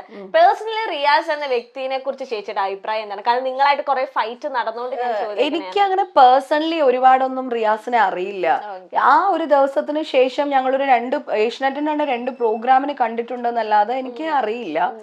പക്ഷെ വ്യക്തിപരമായിട്ട് ഉള്ളിന്റെ ഉള്ളിലേക്ക് നോക്കുകയാണെങ്കിൽ എല്ലാ ആത്മാക്കളും എല്ലാ സോൾസും പ്യോറാണ്. എല്ലാ മനുഷ്യരുടെ ഉള്ളിലും നന്മയുണ്ട്. അപ്പോ എന്താ പറയാ, അവനൊരു നല്ല കുട്ടിയായിട്ടാണ് എനിക്ക് പേഴ്സണലി ഉള്ളിന്റെ ഉള്ളിലെ ഒരു തോന്നൽ അതാണ്. ആ ഒരു തോന്നൽ എനിക്ക് ഉള്ളത് കൊണ്ടാണ് ഞാൻ അവനെ തിരിച്ച് ഇമിറ്റേറ്റ് ചെയ്യാഞ്ഞത്. അങ്ങനെ ഒരു ഓപ്പർച്യൂണിറ്റി ഉണ്ടായിരുന്നല്ലോ, എനിക്ക് ചെയ്യാമായിരുന്നല്ലോ. അതായത് ആരെ ചൂസ് ചെയ്യുന്നു എന്ന് ചോദിച്ചപ്പോ ഞാൻ ബ്ലെസ്ലിനെയാണ് ചൂസ് ചെയ്തത്. കാരണം എനിക്കറിയാം അവനത് ഭയങ്കരമായിട്ട് ഹേർട്ട് ചെയ്യും. ഞാൻ ഒരാളെ സ്നേഹിച്ചിട്ടുണ്ടെങ്കിൽ അവരെ ഒരു തരത്തിലും വിഷമിപ്പിക്കുന്നത് പിന്നെ എനിക്ക് ഇഷ്ടമല്ല. ഞാൻ വിഷമിപ്പിക്കില്ല. ആ ഒരു ബോധം വിവേക ബുദ്ധി എനിക്ക് ഉള്ളത് കൊണ്ടാണ്. കാരണം ഒരു പ്രാവശ്യം ഞാൻ പിന്നെ റിയാസിനെ ഇമിറ്റേറ്റ് ചെയ്തപ്പോ തന്നെ റിയാസിന് അത് സഹിക്കാൻ പറ്റുന്നുണ്ടായിരുന്നില്ല. ഓർമ്മയുണ്ടാവും മനസ്സിലായി ഒരു ഒരു എപ്പിസോഡില് അപ്പോഴാണ് റിയാസ് അടങ്ങിയത്. അതിനുശേഷമാണ് ഇങ്ങനെ ഒരു ആൾമാറാട്ടം എന്ന് പറയുന്ന ഒരു ടാസ്ക് വരുന്നത്. അപ്പൊ ഞാനത് വേണ്ട എന്ന് തീരുമാനിച്ചത് കൊണ്ടാണ് ഞാൻ അവനെ പിക്ക് ചെയ്യാഞ്ഞത്. അല്ലെങ്കിൽ റിയാസിനെ ഏറ്റവും മനോഹരമായിട്ട് പിക്ക് ചെയ്തുകൊണ്ട് ഭയങ്കര ഒരു അഭിപ്രായം പ്രതീക്ഷിച്ചായിരുന്നു റിയാസിന്റെ ഒരു ആക്ട് ഇത്രത്തോളം ഇങ്ങനെ ചെയ്യൂന്ന്. ഞാനല്ലേ റിയാസിനെ ഒരുക്കി കൊടുത്തത്. എന്റെ ഡ്രസ് ഇങ്ങനെ കാണിക്കുക. ഞാന് സാരി ശരിക്കും പറഞ്ഞാൽ അവന് പിന്നെ ഭയങ്കര ബോഡി കോൺഷ്യസ് ആയിട്ട് അവനൊരു ബനിയൻ ഇട്ടിട്ട് അതിന്റെ പുറത്താണ് ബ്ലൗസ്. ഞാൻ അത് പറ്റില്ല എന്ന് കണ്ട് ഞാൻ അവനെ ബാത്റൂമിൽ കൊണ്ടുപോയിട്ട് ഞാനായിട്ട് ഒരുക്കി കൊണ്ടുവന്നത്. എന്നിട്ട് ഞാനാണ് ഏറ്റവും തല അറിഞ്ഞ് ചിരിച്ചിട്ടുള്ളത്. അതൊക്കെ ഏറ്റവും കൂടുതൽ ആസ്വദിച്ചത് ഞാനാണ്. നീ ഇങ്ങനെ കൊടുക്ക്. എന്റെ മാല ഇട്ട് പൊട്ട് തൊട്ട് മുടി കെട്ടി കൊടുത്ത് എല്ലാം ചെയ്തത് ഞാനല്ലേ. ഞാൻ അവൻ വന്നു കണ്ടിട്ട് എന്നെ ഭയങ്കരമായിട്ട് ചിക്കൻ. ഞാൻ ഈ ഇങ്ങനത്തെ ട്രോൾസും ഇതൊക്കെ ആസ്വദിക്കുന്ന ആളാണ് സത്യത്തില്. നമ്മള് ഒരാളെ വിഷമിപ്പിക്കരുതെന്നേ ഉള്ളൂ. തമാശക്ക് വേണ്ടിയിട്ട് എന്തും ചെയ്യാന്നുള്ളതല്ല. അവൻ നന്നായി ചെയ്തു അത് ഞാൻ ഇപ്പോഴും ഇരുന്ന് കാണാറുണ്ട്. ആ വീഡിയോ ഒക്കെ കാണാറുണ്ട്. അതിലൊന്നും എനിക്ക് ഒരു ഇതും തോന്നാറില്ല. ഇപ്പം ചേച്ചിയുടെ സീസണിലെ കോണ്ടസ്റ്റന്റ് ആരായിട്ട് കോണ്ടാക്ട് റോബിനുമായിട്ട് മാത്രം. അത് ഞാൻ അവിടുന്ന് പറഞ്ഞിട്ടുണ്ടായിരുന്നല്ലോ. ഇവിടെ എനിക്ക് വേറെ ആരും. പിന്നെ ധന്യായിട്ടും ഉണ്ട് കേട്ടോ. ധന്യ പിന്നെ ഞങ്ങൾ കൊളീഗ്സ് ആണല്ലോ. മാത്രല്ല ധന്യ പിന്നെ എന്താ പറയാ ധന്യ നല്ലതാണ്. ധന്യായിട്ട് എനിക്ക് കോണ്ടാക്ട് ഉണ്ട്. എന്നെ മാത്രമേ വിളിച്ചുള്ളൂ. റോബിന്റെ അടുത്ത് ആ സ്നേഹം ഉണ്ടാവും ഞാൻ അന്നേ പറഞ്ഞിട്ടുണ്ട്. അത് ഇപ്പോഴും നിലനിൽക്കുന്നുണ്ട്. കൊച്ചിയിലാണ്. ഇടയ്ക്ക് വിളിക്കും, സംസാരിക്കും, ഞങ്ങള് കാണാറുണ്ട്. ഇൻഡസ്ട്രി മൊത്തം എന്റെ റോബിന്റെ ചേച്ചിയാണ്. അതെ അതെ അതെ. എനിക്ക് അന്ന് പറയുന്നതും ഭയങ്കര അഭിമാനമാണ്. ഞാൻ റോബിന്റെ ചേച്ചിയാണ് അല്ലെങ്കിൽ റോബിൻ എന്റെ അനിയനാണ് എന്ന് പറയുന്നത് എനിക്ക് ഭയങ്കര സന്തോഷമാണ്. അതെ, ഇഷ്ടമാണ്. അപ്പൊ നമ്മൾ ബിഗ് ബോസ് ചർച്ചകളൊക്കെ ആയിട്ട് എനിക്ക് ഇനിയും ചോദിക്കണമെന്നുണ്ട്. പക്ഷെ ഒരുപാട് നേരം ഞാൻ ചേച്ചിനെ ഇവിടെ ഇരുത്തി ഇങ്ങനെ ചോദിക്കുന്നു. ചേച്ചിക്ക് ഇനി ഒരുപാട് ഫംഗ്ഷൻ എന്തൊക്കെയോ പോവാൻ ഒരു ഫംഗ്ഷൻ ഉണ്ട്. ആത്മ എന്ന് പറയുന്നത് ഞാൻ അമ്മ പോലെ തന്നെ സീരിയൽ ആർട്ടിസ്റ്റുകളുടെ ഒരു സംഘടനയുണ്ട്, ആത്മ എന്ന് പറഞ്ഞിട്ട്. അപ്പൊ അവരുടെ ഒരു പ്രോഗ്രാം ഇന്ന് ഇവിടെ ഉണ്ട് നമ്മുടെ ഗോകുലത്തില്, എറണാകുളത്ത്. അപ്പൊ അതുകൊണ്ട് അതിന് മുൻപേ ഉള്ളൊരു ഇൻവിറ്റേഷൻ ആണ്. അപ്പൊ അതിന് വേണ്ടിയിട്ട് പോകണം. അപ്പൊ ഒരുപാട് കാര്യങ്ങൾ എനിക്ക് ചേച്ചിനെ കുറിച്ച് കൂടുതൽ അറിയാൻ പറ്റി. എങ്ങനെയാണ്, കാരണം നമുക്കെല്ലാം ഞാൻ ചേച്ചിനെ പറ്റി കണ്ടേക്കുന്നത് അല്ലെങ്കിൽ ട്രോൾസ് അല്ലെങ്കിൽ വീഡിയോസ് അല്ലെങ്കിൽ Bigg Boss serial cinema. Bigg ബോസിൽ കണ്ടിരിക്കുന്ന ലക്ഷ്മി പ്രിയാണ് ശരിക്കുള്ള ലക്ഷ്മി പ്രിയ. അങ്ങനെ തോന്നിയില്ലേ ഇവിടെ വന്ന് കണ്ടപ്പോ? തോന്നിയില്ലേ? അത് സ്ട്രെസ് ഇതെന്റെ വീടിന്റെ ഫ്രീഡം ഉണ്ട്. വീട്ടിൽ വരുമ്പോഴാണല്ലോ ഒരാൾ എങ്ങനെയാണ്, അല്ലെങ്കിൽ ഒരു വീട് കാണുമ്പോ തന്നെ, അല്ലെ ഒരാളുടെ വീട് കാണുമ്പോ തന്നെ ആളുടെ ക്യാരക്ടർ മനസ്സിലാവും. എന്റെ വീട് കണ്ടിട്ട് എന്ത് തോന്നി? ഞാനും ഈ കുറച്ച് ക്ലീനിങ്ങും ഇതൊക്കെ ഞാൻ ഹസ്ബൻഡിനോട് പറയാം, നല്ല വൃത്തിയുണ്ട് കേട്ടോ, എല്ലാം തൂത്ത് തുടച്ചിട്ട്. എനിക്ക് അങ്ങനെ ഇഷ്ടമാണ്, എനിക്ക് ചെയ്യാനും ഇഷ്ടം ഈ ഓർഗനൈസിങ്ങും കാര്യങ്ങളും. നമുക്ക് ഒരാളുടെ വീട് കാണുമ്പോ തന്നെ ആളുടെ ഏകദേശം രൂപം മനസ്സിലാവും എന്ന് പറഞ്ഞാൽ ചേച്ചി ഭയങ്കര ഞാനിവിടെ മേക്കപ്പ് ഒക്കെ ഇട്ടോണ്ട് ഞാൻ സംസാരിക്കുന്നു, ഇത് ചേച്ചിയുടെ സാരിയാണ്. അതൊക്കെ പറഞ്ഞേക്കാം. ഞാൻ ആക്ച്വലി ഭയങ്കര മോഡേൺ ആയിട്ടുള്ള കോഴ്സ്. ചേച്ചി ഇവിടെ നല്ല മലയാളി തനിമയിൽ നിൽക്കുമ്പോ എന്നോട് പ്രോഗ്രാം പ്രൊഡ്യൂസർ പറഞ്ഞു, ചുരിദാർ ഇട്ടാ മതി സാർ. അപ്പൊ എനിക്ക് കുറച്ച് കോൺഷ്യസ് ആയി, ഈ ചേച്ചി സാരി എടുക്കുമ്പോൾ ഞാൻ മോഡേൺ ആണ്. അപ്പൊ അതേ ചേച്ചിയുടെ ബ്ലാക്ക് സാരിയെ കൊടുത്ത് ഫുൾ ചേച്ചി തന്നെയാണ് ഇത് സ്റ്റൈൽ ചെയ്ത് തന്ന് ഇവിടെ ഇങ്ങനെ ഇരുത്തിയേക്കാണ്. ഒരുപാട് നേരം സംസാരിക്കാൻ പറ്റും. മറ്റ് ഇന്റർവ്യൂസ് നമ്മൾ ഒരു അരമണിക്കൂർ നമുക്ക് ഗസ്റ്റ് ആയിട്ട് ഇന്ററാക്ഷൻ ചെയ്യാൻ പറ്റും. ഇല്ല, ഇനി എന്റെ ആ മോനില്ലേ, ആ കുട്ടി മൈൽ സ്റ്റോൺ മേക്കേഴ്സിന്റെ ശന്തനു പാവട്ടോ. ശന്തനുവിന്റെ പരമ്പരയാണ്, മത്സ്യഗന്ധിയുടെ പരമ്പരയാണ്. നമ്മള് പാണ്ഡവർ പറയുന്നില്ലേ, പാണ്ഡവര്. അയ്യോ ശന്തനു. അപ്പൊ ശന്തനു പാവം എന്നെ ഒരു എത്ര നാളുകൊണ്ട് എന്നെ വിളിക്കാൻ. ഞാൻ പറയും, ഈ ലോകത്ത് ഏറ്റവും കൂടുതൽ ക്ഷമയുള്ള ഒരു കുട്ടി, അതായത് ഈഗോ ഇല്ലാത്തൊരു കുട്ടി. എത്ര പ്രാവശ്യം ഞാൻ ഫോൺ കട്ട് ചെയ്ത് കളഞ്ഞിട്ട്. എനിക്ക് ആൾക്കാരുടെ ഈ കമന്റ് കാണാൻ വയ്യാത്തത് കൊണ്ടാണ്. അല്ലാണ്ട് എനിക്ക് മൈൽ സ്റ്റോൺ മേക്കേഴ്സിന് ഒരു ഇന്റർവ്യൂ തരാനായിട്ടോ അല്ലെങ്കിൽ നിങ്ങൾ ഇവിടെ വരുന്നത് എനിക്ക് താല്പര്യമില്ലാഞ്ഞിട്ടോ അല്ല. എനിക്ക് ഇത് കാണാൻ വയ്യ, സഹിക്കാൻ വയ്യാത്തത് കൊണ്ടാണ്. അതെ, അതുകൊണ്ടാണ് ഇന്റർവ്യൂ എടുത്തു പിന്നെ ഞാൻ നോക്കൂല. ഞാൻ ആ തമ്മിൽ അതൊക്കെ നമ്മുടെ ഇന്റർവ്യൂ കമന്റ് സെക്ഷൻ എന്താ പറയാ, തംബ്ലൈൻ ഇടുമ്പോ തന്നെ ഈ നെഗറ്റീവ് ഒരു ഇത് വരുന്ന രീതിയിലുള്ള തംബ്ലൈൻസ് ചെയ്തു വെക്കും ചിലര്. അതും ഒരു ഭയങ്കര മോശമാണ്. അതിന്റെ അത് ഈ ക്ലിക്ക് ബൈറ്റ് എന്ന് പറയത്തില്ല, അതിന് വേണ്ടിയിട്ട് അങ്ങനെ ചെയ്തു, അങ്ങനെ ചെയ്യാൻ പാടില്ല ശരിക്കും. ഓക്കെ, അപ്പൊ താങ്ക് യു സോ മച്ച് ചേച്ചി. അപ്പൊ എല്ലാ കാര്യങ്ങളും അടിപൊളിയാകട്ടെ, പ്രവൃത്തികളും പ്രാർത്ഥനകളും എല്ലാം നല്ലോണം ഫലിക്കട്ടെ എന്ന് ഞങ്ങൾ എല്ലാവരും പ്രാർത്ഥിക്കുകയാണ്. അപ്പോ മോൾക്കും അപ്പൊ എന്താ പറയാ ആഗ്രഹിക്കുന്നതെല്ലാനായിട്ടുള്ള ശക്തി ഈശ്വരൻ തരട്ടെ എന്ന് ഞാൻ പ്രാർത്ഥിക്കുന്നു. Thank you so much. അപ്പൊ ഇനിയും കാണാം, ഞങ്ങൾ ഇനി ഹോം ടൂർ സാരി കളക്ഷൻ എല്ലാം ആയിട്ട് ഞങ്ങൾ വീണ്ടും വരുന്നതായിരിക്കും.